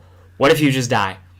And like your new body shows up there and collapses because it's like it's not being piloted anymore, you know? You know what's even weirder, because we believe that animals and humans are different. We're going to test it on animals a lot. And what if it works on them because they don't have they don't have souls, and then it does the first person that does it just falls over. Do gingers be able to use teleportation then because they don't have souls? No. Just kidding. That's interesting though. Really interesting. What, the gingers don't have souls? No, the teleportation thing. Yeah. Would your body just be not piloted anymore? Or, here's my other thing. What if your consciousness does travel there, right? But in that split second or however long it takes to teleport you, what if your body gets hijacked by another soul or consciousness? They wouldn't know how to use it. Would they? I mean, let's assume that souls pop in and pop out, right? Yeah. Okay. Then some form of reincarnation has to exist. Souls are reused. Okay. They look for containers. Okay. So part of the reincarnation process, from my understanding of it, is you lose your memory. So if you were, it would be like a baby transporting into a fully... Well, I guess not. That's not true, because you would have access to all your memories and all that. Mm-hmm. So you'd be like a new person inside like a baby consciousness inside a fully grown human with thoughts and memories. And then what if we think that person's brain is scrambled, but it's not really? It's just a new soul? You know what's even creepier? Here's a good creepy movie. Okay. Copyrighted, trademarked by me. Can't steal it. Got it. A portion of humanity starts using teleportation, and their consciousness doesn't follow their body, but their body goes on autopilot with the way their brain works. Ooh. Yeah. So autopilot humans, they're not actually there. They're like alive and they live and they do stuff, but the lights aren't on. Whoa. That would be really creepy. I'd watch And that. then we get some scanner finally comes out where you can tell people that have souls, and there's like four people in a giant crowd. There's soullesses all around them. Oh my gosh. That's scary. Dude. Yes. Yeah. It's like the Heartless. Kingdom Hearts. But it's the soulless. Soulless. Consciousnessless. Yeah, let's not call it consciousnessless. I feel like that's why we hire marketing people. Yeah. They can come up with better names. But that's really creepy. Yeah. And the whole idea about that is quantum entanglement is so interesting though. Because if quantum entanglement does exist, it exists like with us. Like we're quantum entangled to our consciousness, to our container, right? So if teleportation actually is a thing, we could like wherever, we could teleport to wherever, and it could actually work. It's like if I really need to go to Walmart and I'm on a time crunch. Imagine if that's how it worked. There was like a queue, and you stood in your own personal teleportation pod in your home, and you just teleported wherever. You just put in like a zip code. What if they have technical difficulties though, and you get fused with somebody and stuff? Well, that's what the queue's for. Only one person can ever use it at a time. Okay, but I feel like sometimes technical difficulties happen, and you're two people. Yeah, that would suck. That would suck. But I hope that let's hammer these details out about the movie idea. I hope that teleportation does exist, because I'm really tired of commuting. I hate commuting. It's always time. That's why even if self-driving cars came out, it would be way better, because I could do things while I'm commuting. I mean, self-driving cars are going to exist for sure in the next 5 years. Already do exist. We just won't make them a thing, because that would take sales away from... It wouldn't even take sales away from the auto companies. Stop making normal cars. Let's talk about this. Make self-driving social cars. ramifications of self-driving cars, right? Okay. Drunk driving no longer exists.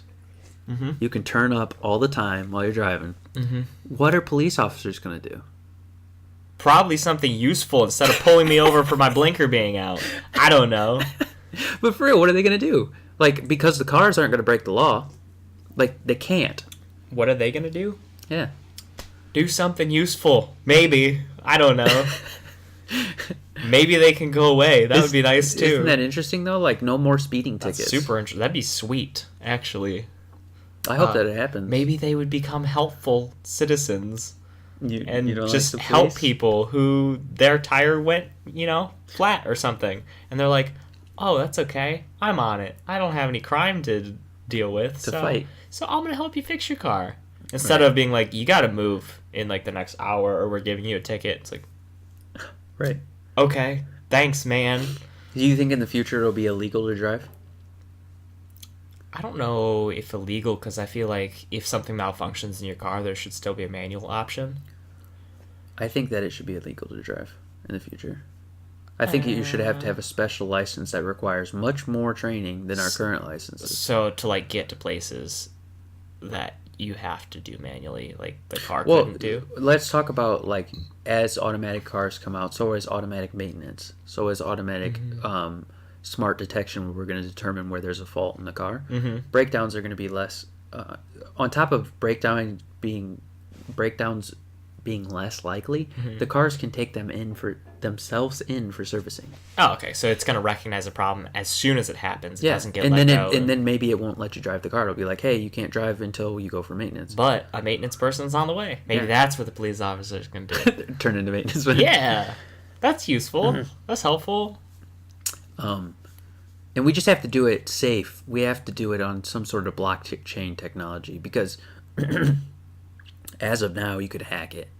But with blockchain technology, you would be unable to unless you owned 51% of the network. Which, let's use Bitcoin as an example. In order to hack or manipulate Bitcoin right now, you'd have to spend $48 billion.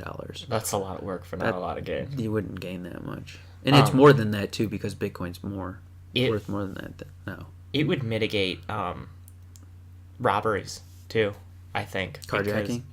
Yeah, because they could turn the car off. Oh, yeah. Right. It's like, oh, my car's missing. I don't even... Please turn my car off. It stops. They get arrested. Like your credit card. Turn my car off. Somebody is using it. Yeah. But think about this. Are we going to need to own personal cars in the future? Or will there just be like a public transit thing where you could call a car? Right. And it would... Uber. That'd be sweet. All Uber has to do is switch over to automation. Oh, You just call an Uber and a car rolls up. Let's put a lot of stock in Uber right now.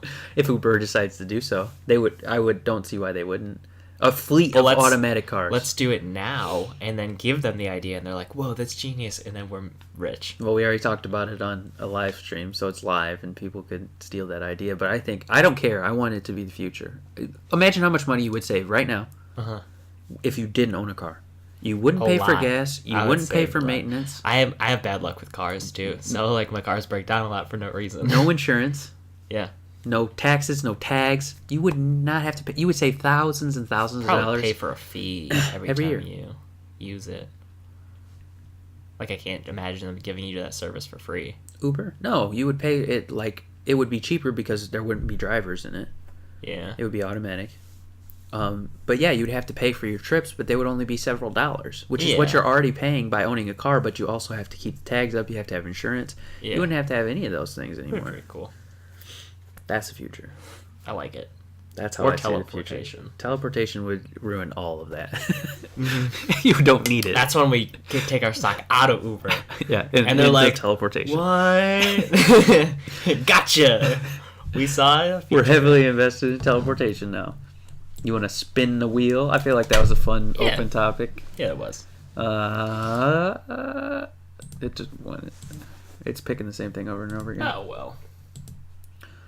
Couch co-op. Couch co-op. Man, I've been wanting to talk about this, and we were talking about this earlier.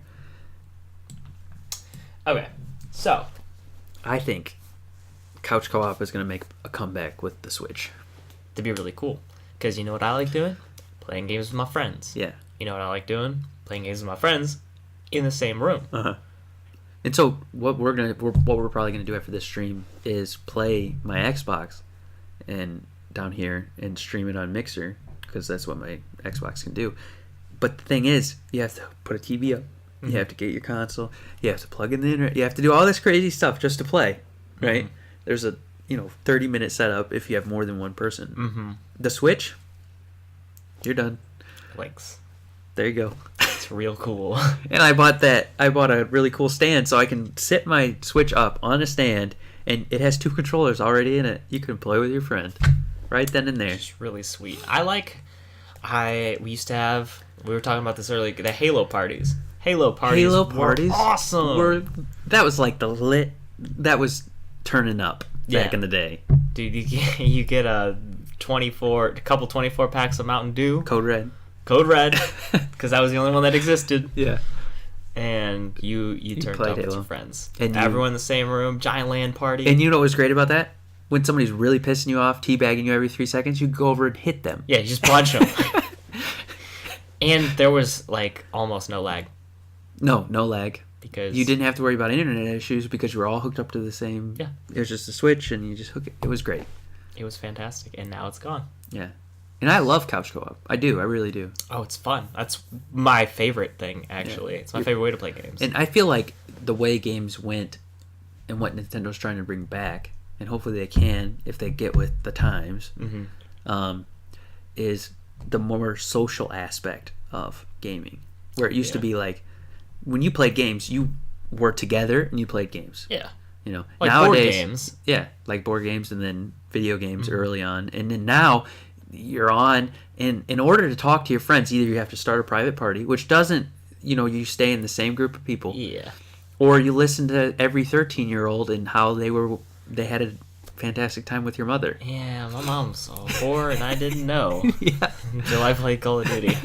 and it was kind of that thing, like, yeah, your friends might make jokes about that in real life, but not as often. No, and I can, like you said, I can go hit them. You can go hit them. But what are you going to do when you're online? You got to mute them, and that takes you out of the flow. It's just, I love online multiplayer, I do. But nothing beats couch co-op. Never. It's my favorite. Yeah. It's like my legit favorite thing to do is play co-op games. It's my favorite thing to do. Halo parties should make a comeback. Oh, they're so good. Because it's so good. So good. Like when you have like 12 friends and you're the best out of 12, it was fantastic. If you're the worst out of 12, it's still okay. It was still fun because you could kill your friend that was the best sometimes. Yeah. But yeah, like we have to get back there. And that's why I love the Switch. I love mobile gaming because it really does make, games more accessible. But I hate mobile gaming because it's got that Facebook thing. You got to sign up to Facebook. You got to do this. You have to check in. You have energy. You have time limits. That's not the way games work. That's not a game. No. That's like crack. You got to come back, or your crops on your Farmville farm they're gonna die. And, you're like, no. And then your digital character is gonna starve, and he's gonna have a crack problem. So you get on this game. Yes. Yeah. Yes. But the Switch, right? The local co-op with no cords. You sit there. You're like this. Your friend's across from you, and you're playing. Yeah, when we used to do that with we'd play Pokemon at the same time. DS's. DS's were the next step, which was huge because when Monster Hunter came out, we'd have Monster Hunter parties. Everyone would get together at the same place and play Monster Hunter. We'd play Monster Hunter. Yeah. Because it's a fun time. And it's you can have fun with your friends in real life, interfacing with people, and it's not like you're alone in a room and then it's just depressing. Yeah. It's so depressing. Well, I mean, I enjoy playing with my friends online, but I also don't like wearing a mic the whole time. Yeah. It's uncomfortable.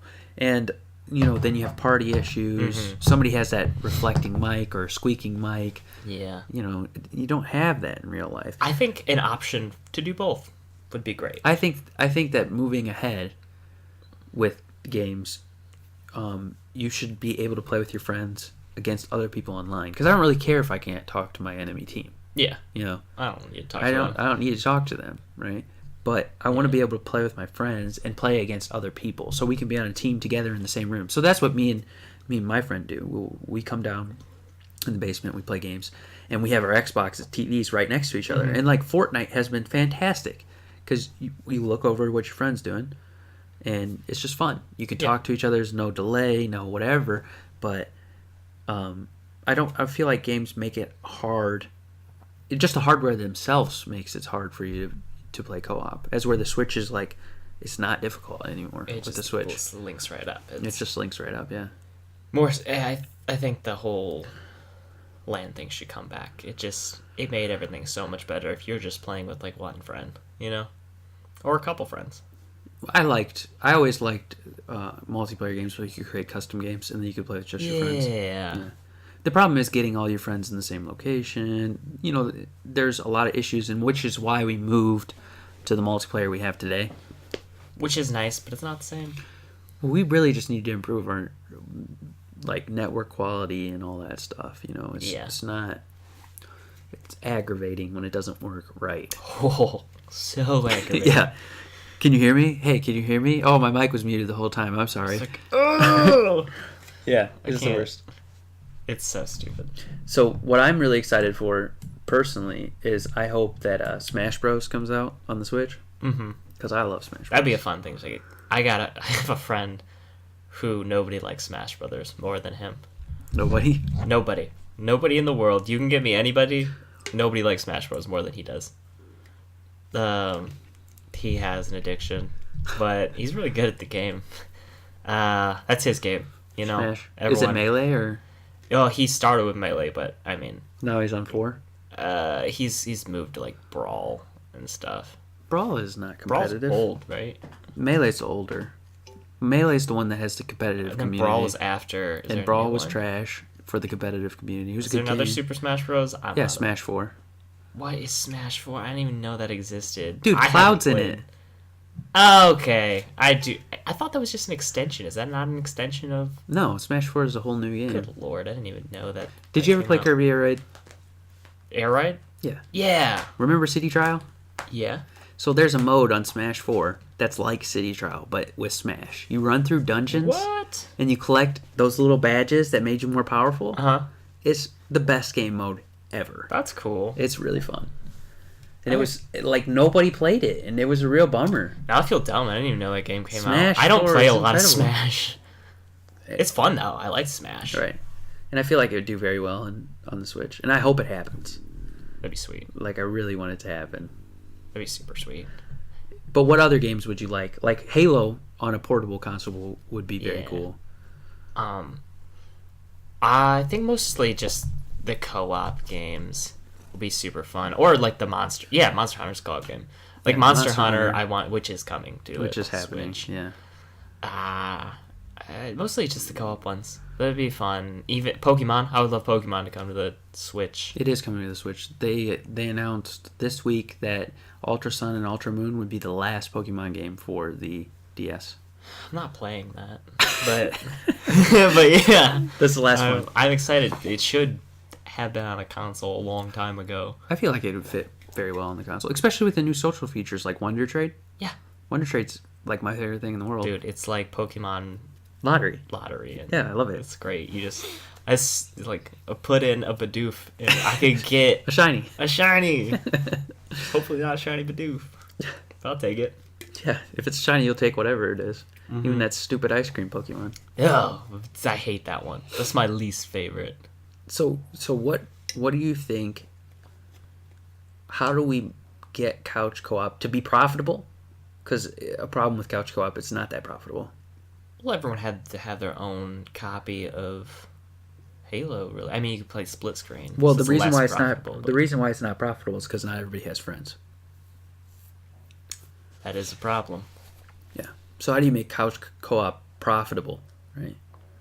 And still bring back the magic of Halo LAN parties, or Counter-Strike LAN I parties. think even. just give people the option to play with their friends in like a LAN party, or give them the online multiplayer. I think it's always better to give people options. Yeah.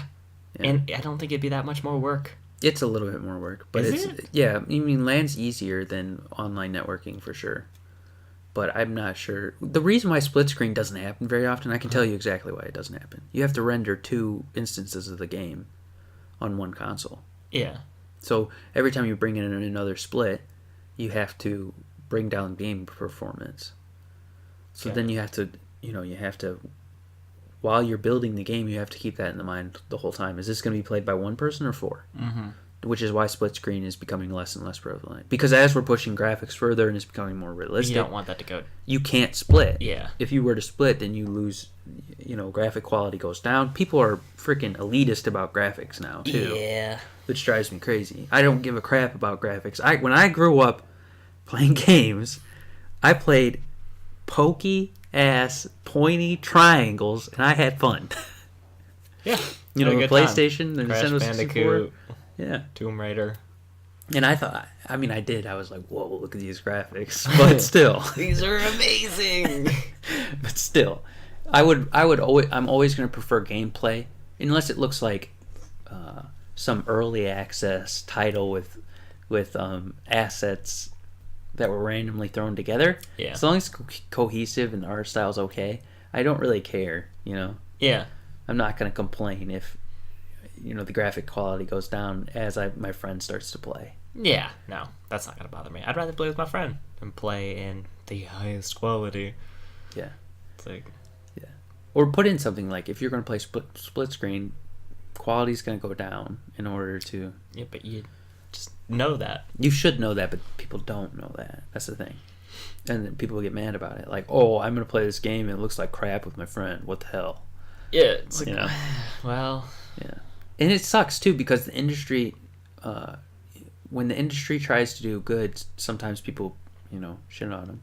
And then... Oh, you mean like when the PlayStation 3 came out and it was backwards compatible and everyone said it was too expensive, but you were getting 3 systems in one? Yeah. Yeah. It's stupid. Those people are the worst. Right. And, backwards compatibility is cool, but it's not a requirement, I don't think. No, but it would have been awesome. Yeah, it would have been cool. But, at the same time, I would rather have a nice console that does what it's supposed to do well than be backwards compatible, because I already have my PlayStation 2. But the PlayStation 3 did both of those things. Yeah, I know. But you get what I'm saying. Yeah. You still have your It's old just console. people complaining about things that are Yeah. stupid. And did you see what Activision did recently? No, what did they do? They patented a microtransaction system Mm-hmm. that encourages microtransaction sales through matchmaking. So it edits who you matchmake with based on whether or not they've purchased microtransactions. What? It's the stupidest shit. Whoa, wait, what? So the matchmaking system, right? Okay. If you've never purchased microtransactions, Uh-huh. right, it's going to match you on purpose with people who also? have microtransactions. Oh, so it makes them better than you? To encourage you to purchase microtransactions. What? Yeah. That's so stupid. It's wacky. That's so smart on their part, but that's so stupid. That makes me angry. Okay. It's like those things they flash in the movie theater, opening trailers. That's just the subliminal imaging Yeah. that makes you want to buy stuff. Ugh. Here's my thing on microtransactions. I don't care if they're in the game, unless they give you an edge. Yeah, I don't like that. If they give you an edge, I'm not going to play your game. Which is why I'm glad they're taking some of the stuff away in League. Yeah, they're adding the new rune system. That's so and whatever. much better than giving people that little edge, you know? I like loot boxes. Like in boxes are Overwatch, because you don't have to buy the loot boxes, but you get to earn them by playing the game. That's fun. Which is really cool. Yeah. They did that in League too. Yeah, I like that. I like loot box systems. I don't like loot box systems that are required. Yeah. Like you have to use the loot box in order to be successful. Yeah, that's stupid. That's stupid. Yeah, if you're gonna make your game free, then fine. Because your game's free. That's fair. that's how you're making money. So That's how it's you're making understandable. money. But if your game costs money and you want me to put more money in it to enjoy it to the fullest, I'm not okay with that. No. That's stupid. No, thank you. Now I do like. This is a controversial opinion, but I do like Star Wars. How in the loot boxes you get weapons. Yeah. I enjoy that. I just don't like how that's gonna determine whether or not you're good, because there's rarities. So of it's the a loot random box. drop. Yeah, you can get it by grinding, right? But Uh-huh. if somebody paid for loot boxes, they could have all golds and they'll be better than you. Okay, that's stupid. But I love. Okay, this goes back to one of my favorite games. It's my terrible game that I love so much, Earth Defense Force. Okay. In Earth Defense Force, It's a good game. It's a fantastic game. It's a B movie. It's like on the top of my list, one of my favorite games. What you would do is you'd play a level and you'd kill these giant ants or bees or whatever, and they drop weapon boxes. You pick these weapon boxes up, and in the next round, when the round ends, if you win, you get whatever was in the boxes. And it was completely random, right? So you could play, and what I would do is find a level I was very good at, and then I would just grind weapon boxes. Yeah, and then I would have the crazy weapons, and it was just fun. Which is cool. Yeah, because you never knew what you were going to get. Yeah. Like in Earth Defense Force, the greatest thing about it was the weapons were so varied, what they could do. Like, you'd have a weapon that was called Firecracker, and it was literally a tiny grenade, and you'd throw it, and like hundreds of firecrackers would go out and blow up. It was cool. Or you'd have a giant laser cannon, a grenade launcher that shot bouncy grenades, an assault rifle that shot rubber bullets that bounced off walls. Which is fun. Yeah, the whole game was fun, and that's why I like the Star Wars thing, because you never know what you're going to get. Yeah. But you have to have such a wide variation of weapons in order to make that successful. And plus, it kind of sucks in matchmaking when you're going up against people. You know, when in PvE, it doesn't matter because you're fighting big bugs. Yeah. They can't have better loot than you. But other people But can in get a matchmaking- random drop that's better than... In matchmaking, it's a little weird because you're fighting a guy. It becomes a problem. Yeah, you're fighting a guy with a golden pistol, and he's like wrecking your day because his pistol's better than yours. Yeah. That's Sucks. not cool. That's infuriating. Yeah, you're just like, this sucks. He's got an edge because he has money. You know, I mean, it reflects real life well. Yeah. It really does. But I don't want real life in my games. We were like, we're going to prepare for war. Well, I have $5. He has an entire 500,000. country's worth of... He's lose. going to win. Yeah. Unless I get a random item drop from a deity, and they're like, here's Zeus's Thunderbolt. Yes! But Golden item! I don't know how we got to microtransactions from Couch Co-op. It's a long story, which people can, rewatch if they... Yeah. The power of live streaming. But I would like it to come back. The Couch Halo Co-op. LAN parties. Halo LAN parties. We should have a Halo LAN party. Yeah. We should just have... Well, probably more people than me and you. Yeah. Because that's not going to be fun. Mm-mm. Unless we just play the story. The story's pretty good. And stream it. Yeah, we could do that too. But we should definitely have a LAN party. With computers, we could do stuff too, but it feels like it's always annoying to set stuff up on a computer. That's true. Yeah. I'm a console fan. Consoles just streamlines things. It's for lazy people. I know. I'm a lazy person. That's me. I don't have an opinion either way. Like, if I had a nice computer, I'd probably play my computer more. But I don't. I'm working on it. Yeah. Getting one. And I am lazy, so the Switch is fantastic for me. Because when I want to play games, just doesn't matter where I am. It's right there. It's right there. I just want a handheld device that has a battery life of more than 4 hours because I binge play games and 4 hours is not enough. I think if we could go that direction, though, like, consider going that direction with consoles where it becomes more mobile. Be awesome. It'd be awesome. Like, I like how the Switch, like, I can plug it in if I go somewhere. Yeah. And I'm like low battery. I can just... Yeah, and you don't have to put up a whole backpack. You don't have to have a TV. You just need your device. Ooh, I'd buy a power backpack. Right. Well, what if, like, Xbox and PlayStation decided to go mobile, too? It'd be really cool. Like, have the power of a console in a small package. You mean, like, a mobile PlayStation? Like a handheld Like a one? PSP that nobody What? uses? The Vita died. And it was cool. It was cool. But it didn't make it. No. That's because they had, like, discs, and discs are stupid. Yeah. The Switch went back to cartridges. Yep. That's pretty cool. That's so smart. That's so smart. No Sorry. doubt. You know what I hate? I What? hate one thing I hated about the Xbox and PlayStation. I hate when I go renting used to be huge for me. Back in the day, I used to rent games all the time. Family Video, Blockbuster, whatever. Rent What games. are those? Right. You put them in, you'd put it in, and it would work. You're playing your game. Uh-huh. Now you put it in and you're like, oh, better install. Turn it on. Yeah, it's done installing. Hell yeah, I'm about to play this game. Oh, day one patch. You know what I mean? 4 hours later, you're finally playing the game you've been waiting for.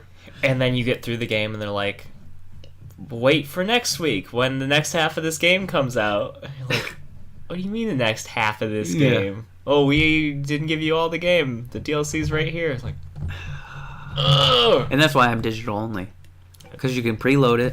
It pre-updates itself. You press A, you're into the game. Or X. So stupid. You want to Spin the wheel? spin the wheel? All we have left are games, which I feel like we covered, so we should probably just take that out. Yeah. Yeah. So we got animal facts, and that's it. Animal facts? Alright, well, we're getting about that time anyway, so let's Yeah. give some people some cool animal facts. Got some. Alright, hippos sweat red. It looks like blood. They sweat blood? Yeah. Or it's just red. No, it's just red. That's interesting. Yeah, so it looks like blood. I just thought about that after we talked about hippos last time. Hippos are pretty scary. They got Hippos are big tusks. very They kill scary. people. They eat crocodiles for no reason. They don't need to. They just kill them and like, I'm evil. They sweat blood looking stuff. So That's wild. hippos are scary. What about a horror movie about hippos? Hippo jaws? Hippo jaws. That's way scarier. Oh, I'm so stoked for Moose Jaws to come out. It's a movie that Kevin Smith's making. Hippo jaws? No, Moose Jaws. Moose jaws? Dude, it's Jaws with a moose. It's exactly what it sounds like. What? That is a legit movie that's coming out. Did you see Like the live action Sonic? yeah, let's not talk about that ever. No, but he made you remember Tusk? No. You didn't see Tusk? No. Oh, okay. Well, Kevin Smith's doing all these crazy movies. Like, they're great, by the way. Yeah. Tusk was really good. It's about a guy who transforms another dude into a walrus. You gotta watch them. Then Are they like Sharknado movies? No, they're well produced. Okay. And like they're Okay. legitimate movies. Okay. Kevin Smith, the guy who made Clerks, Yeah, I know. he's doing this, and they're really great. But the last one that's coming out is called Moose Jaws, Moose jaws. and it's just Jaws with a moose instead of a shark. Mooses are scary. Yeah, moose. Moose. Moose. Moose-eye. Yeah. Moose are scary. Yeah, very scary. They're actually, they kill a lot of people every year. They're massive. They're like 7 foot tall. Yeah, and they're very territorial. And They're massive. they're as dangerous as like A hippo. the cougars and stuff you find out in the woods. Well, big cats are not even as scary as a moose. Because big cats aren't territorial. They usually just defend themselves. Yeah. No, Moose will fuck are you more up. terrifying. You walk into their hood, They will they kill will you. kill you. Yeah. So that's another animal fact. Hungry, hungry hippos, but the marbles are you. Ugh. Night Steve just said that. Dude, that's a movie. That's a movie. Wouldn't that be scary, though? A movie about hippos. Seriously. Hippos are scary. I mean, yeah, hippos are terrifying. Yeah. So there's a book I want to write. Uh-huh. And I'm probably somebody's going to write it now that I'm talking about it. Yeah. But I want to write a book about you're just driving down the road, the main character's driving down the road, and then all of a sudden all the animals on the planet want to kill all humans. Whoa, Like okay. birds flying into your car, ants coming out of the ground, deers crashing into you, They whales just all try to... yeah, whales flipping over battleships. Would that not That's be scary? scary. Like what was that eh. movie where everybody just kept killing themselves? The Happening? Oh, was that Cloverfield? No, the one where everybody was committing suicide. Oh, okay, yeah. Was it The Happening? I think so. Yeah, and like, spoiler alert, the plants were sending out Mm-hmm. hormones that made everybody want to die. Yeah. Whoa. Imagine something That, like The but- Happening, but All the animals are crazy. all animals on the planet It's like have one goal. Squirrels attacking you. One goal to kill Cats. people. Cats would be the worst. Yeah. That's their only goal. Insects, birds, reptiles. It's terrifying. That would be scary. That's a good horror movie. I just want somebody I want to make the book. I want it to be popular and it to become a movie because I want to see whales flipping over a battleship. Yeah. Like, the ocean would be the worst place on the planet if all animals were trying to kill people. Are we trying to say the ocean's not already the worst place on the planet? It's kind of scary, but they're not really trying to kill you. But imagine if they were actually trying to kill you. The ocean's the worst place. Sometimes the ocean's so scary, sometimes things accidentally kill you. Yeah. Imagine if it was on purpose. Like swarms of jellyfish, just like Just everything. "Oh, no, Everything trying to kill that's you. a scary movie. Yeah, a scary movie. I would watch that. I would read that book. Birds are just coming out of nowhere. It's like the movie Birds, but way scarier because everything's trying to kill you. Like you could cut to an old lady in her house and her dog just decides to eat her face. It's crazy. Yeah. It's like a chihuahua. That's a good movie. Oh, chihuahuas would be like dog piranhas. Yeah. Can you imagine that? No. Like a swarm of chihuahua? No. I couldn't imagine a chihuahua literally thinking it could kill me and actually trying because that would be Yeah. scary. Yeah. Oh. Let me think. Some other random animal facts. Ooh. Let me think. Dude, you always put me on the spot. I should come with a couple You of these need prepared. to study animal facts. Dingoes are slightly domestic. Really? Yeah. I didn't know that. Like that's why they're super weird because they look like what's that dog? Is that Shiba Inu? Is that what it's called? Yeah, Shiba Inu. Yeah. It's like a Japanese dog or whatever. Yeah. Yeah. That's why they look kind of like those but they're feral dogs. Don't get me wrong. Don't try to go pet a dingo. They will attack you. But there are some that are less vicious than other ones that'll just be like normal house dogs, and it's really weird because That's they were weird. like partially domesticated at some point. Can they be domesticated fully? Probably. Huh. But like any dog can really. That's wild. That's why people have like pet foxes. Pet wolves too. Yeah. It's My neighbor had a pet wolf actually. really? Yeah. That's really cool. And that thing was huge, but she was so nice. Somebody poisoned her. What? Yeah, Why? because it was a wolf. People were afraid of him. People are stupid. Her name was Molly, actually, and she was like the nicest thing in the world. That's And someone stupid. poisoned her. Yeah, she was huge, dude. Like on her back feet, she was over 6 foot tall. Wow. Yeah, scary. And she just wanted love and attention. She thought she was a lap dog. That's awesome. It was scary. That's It was scary. That's my dream pet. I want a wolf. You want a wolf? Yeah. Okay. There's a snake called the Gaboon Viper, and it's got the longest fangs in the world. They're 2 inches long. Imagine 2 inches. That would go through my entire forearm. That's scary. Like, Does it have poison or it just bites people? no, it's venomous. Oh, that's even scarier. So yeah, it's pretty toxic venom too. Like What about the black mamba?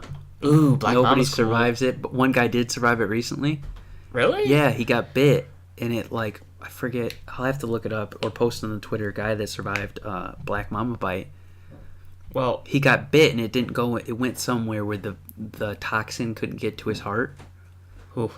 and it, like lucked out. 1 in a million, basically. Well, black mambas, the thing they're known for isn't even their venom; it's how fast they are. Black mambas move faster than Olympic sprinters. But they can, like, people don't generally survive. Like, I think there's Yeah, an you die. African lore that says it's from Africa, right? Yeah. African lore, if you get bit by a black mamba, go sit in the shade because you're gonna die, essentially. Yeah. And the same thing with hippo. That's part of their lore too. If a hippo comes at you, you just die. Just lay down because you're gonna die. They'll wait for you too. Mambas or no, hippos? If you climb a tree or something, Yeah, they'll like wait. they'll sit there and wait for you. That's not okay. I'm telling you, horror movie about hippos. Somebody make it happen. Yeah, but black mambas, that's what they're known for, is actually their speed. They can, I forget how fast. It's got to be faster than 15 miles an hour because that's what. I think 30. Isn't it 30? No, I don't think it's 30. But it's pretty quick that they move. And they're faster than, like, an Olympic human sprinter. So you can't get away from them. That's the scary thing about black mambas. And they're big. They generally get, like, 6 feet long, I think. We need to start making. I'm just thinking about the content of our last couple podcasts. Mm-hmm. We need to make horror movies We should just make horror movies. because we got that hippo idea, which would be terrifying. Uh-huh. We got the bioengineered animals, where a scientist just edits animals. Yeah. The electric snake that kills you in the night, Yeah. half eel, electric eel, half snake. And then the birds movie, but where every animal on the planet wants to kill you. So really we need to make animal horror movies. Animal horror movies. I like it. I guess multiple people have survived black mamba bites, so I was wrong. Fact check. Fact check. Fact check. Thanks, team, whoever you are. I'm trying to think of some other animal facts. You're talking about frogs that go into Hibernation. but it's like not hibernation. It's like Like a hibernation. They go into a state where like their They're heart just dead. stops. Yeah. what is it called? Cryostasis. Cryostasis. Yeah, they go in Think so. cryostasis. Pretty much, yeah. Yeah. Which they'll be hitting pretty soon. Pretty crazy. What about the bullet wasp? Bullet wasp. Oh, The one that with the neurotoxin so bad people want to kill themselves when they get stung by they it? sting you, and they're not even wasps, right? They're like an ant. No, there's a bullet ant and there's a bullet wasp. Or no, it's the other way around. Bullet ants are wasps. They're wingless wasps. They're creepy. Yeah, bullet ants are Could you nuts. imagine that in my movie? Bullet wasps? I mean, bullet ants coming out of the ground stinging the shit out of you? No. That'd be terrible. Yeah, the bullet wasps are pretty scary. The ones, because, yeah, people would rather die than take the pain, which that is insane. What if we weaponize that? We shouldn't, but I'm sure it's being looked into. You know, another thing that's interesting, it's what skunks spray. I forget the classification. But the skunk spray, like the chemical? The chemical, I forget the classification. It's in its own, it's in its own classification of like toxin? liquid. Or Yeah, it's so smelly that people don't even do research on it. because it's so terrible. Because something happened. They were doing research on it in a laboratory, and a vial broke of this stuff, and it smelled so bad. As soon as it broke, people were vomiting. What? It was smelled that bad, and like that whole area couldn't be used for months because it smelled that bad. That's something you can weaponize too. Yeah, It's like tear gas, but it just makes people vomit. but I forget what it's called. I'm looking it up right now. That's a humane way to shut people down. Except for, I mean, people are puking. Well, they're not dying though. No, they're not dying. It's thiols. Chemicals such as thiols, THIOL, and it's organic chemical that has sulfur in it, a sulfuric compound. Not a lot of research is being done on it because it smells so awful that whenever they make special compounds out of these thiols, they can't stand it. Like if it breaks out, it ruins the entire area. Wow. Yeah. That's insane. Yeah. It's crazy how bad they smell, and skunks make it naturally. Did I tell you I almost stepped on a skunk one time? No. I was walking home from a friend's house at like 3 a.m. Yeah. and I was just running through the backyard because I wanted to get to my house quicker. It's scary being out in the dark. It was like a new moon, so there was no moon out. It was dark as hell. And I was just sprinting across, and I heard something, and I stopped, and then it moved right next to my leg. Oh no. Yep. And I freaked out. It freaked out because I heard it take off in the other direction, and I'm pretty sure it was a skunk. I don't really know, but then I stayed at my friend's house the rest of the night. I was like, I'm not going out there, dude. There's something out there, and I'm not getting skunked. yeah, I'm not getting skunked, and I lost my shoe out there too. Oh man. Yeah, That's a it was sad my shoe. story. Well, I got it back the next day when it was light out, but Yeah. You want to wrap her up? yeah, let's wrap it up. That was some Episode 7 of the PodLuck podcast is now over. 7. We're getting close to 10. Almost on the 10 special, which we're not going to do anything special for. Maybe we'll have a wheel though, because we're going to look at that on Amazon right after this. And if you guys see any wheels, Tag us, tweet us the wheels, because we really want one. at PodLuckCast. Yeah, and it's in the bottom in the description area. You can go to our YouTube, which we upload our previous episodes, and we have the Twitter. But that's Tweet it. us. Tweet us during the week. Yeah, and we'll to you. talk about your stuff, and we'll tweet back at you. Give us subjects to talk about. If Yeah. you have a subject to talk about, tweet it to us. Yeah. What do you want to hear us talk about? What do you want to hear us ramble on about? So we'll talk about it. Yep. So that's the end of this episode. Number 7 is in the books. Thanks for joining us, everybody. We will talk to you later. Have a good PodLuck week or whatever.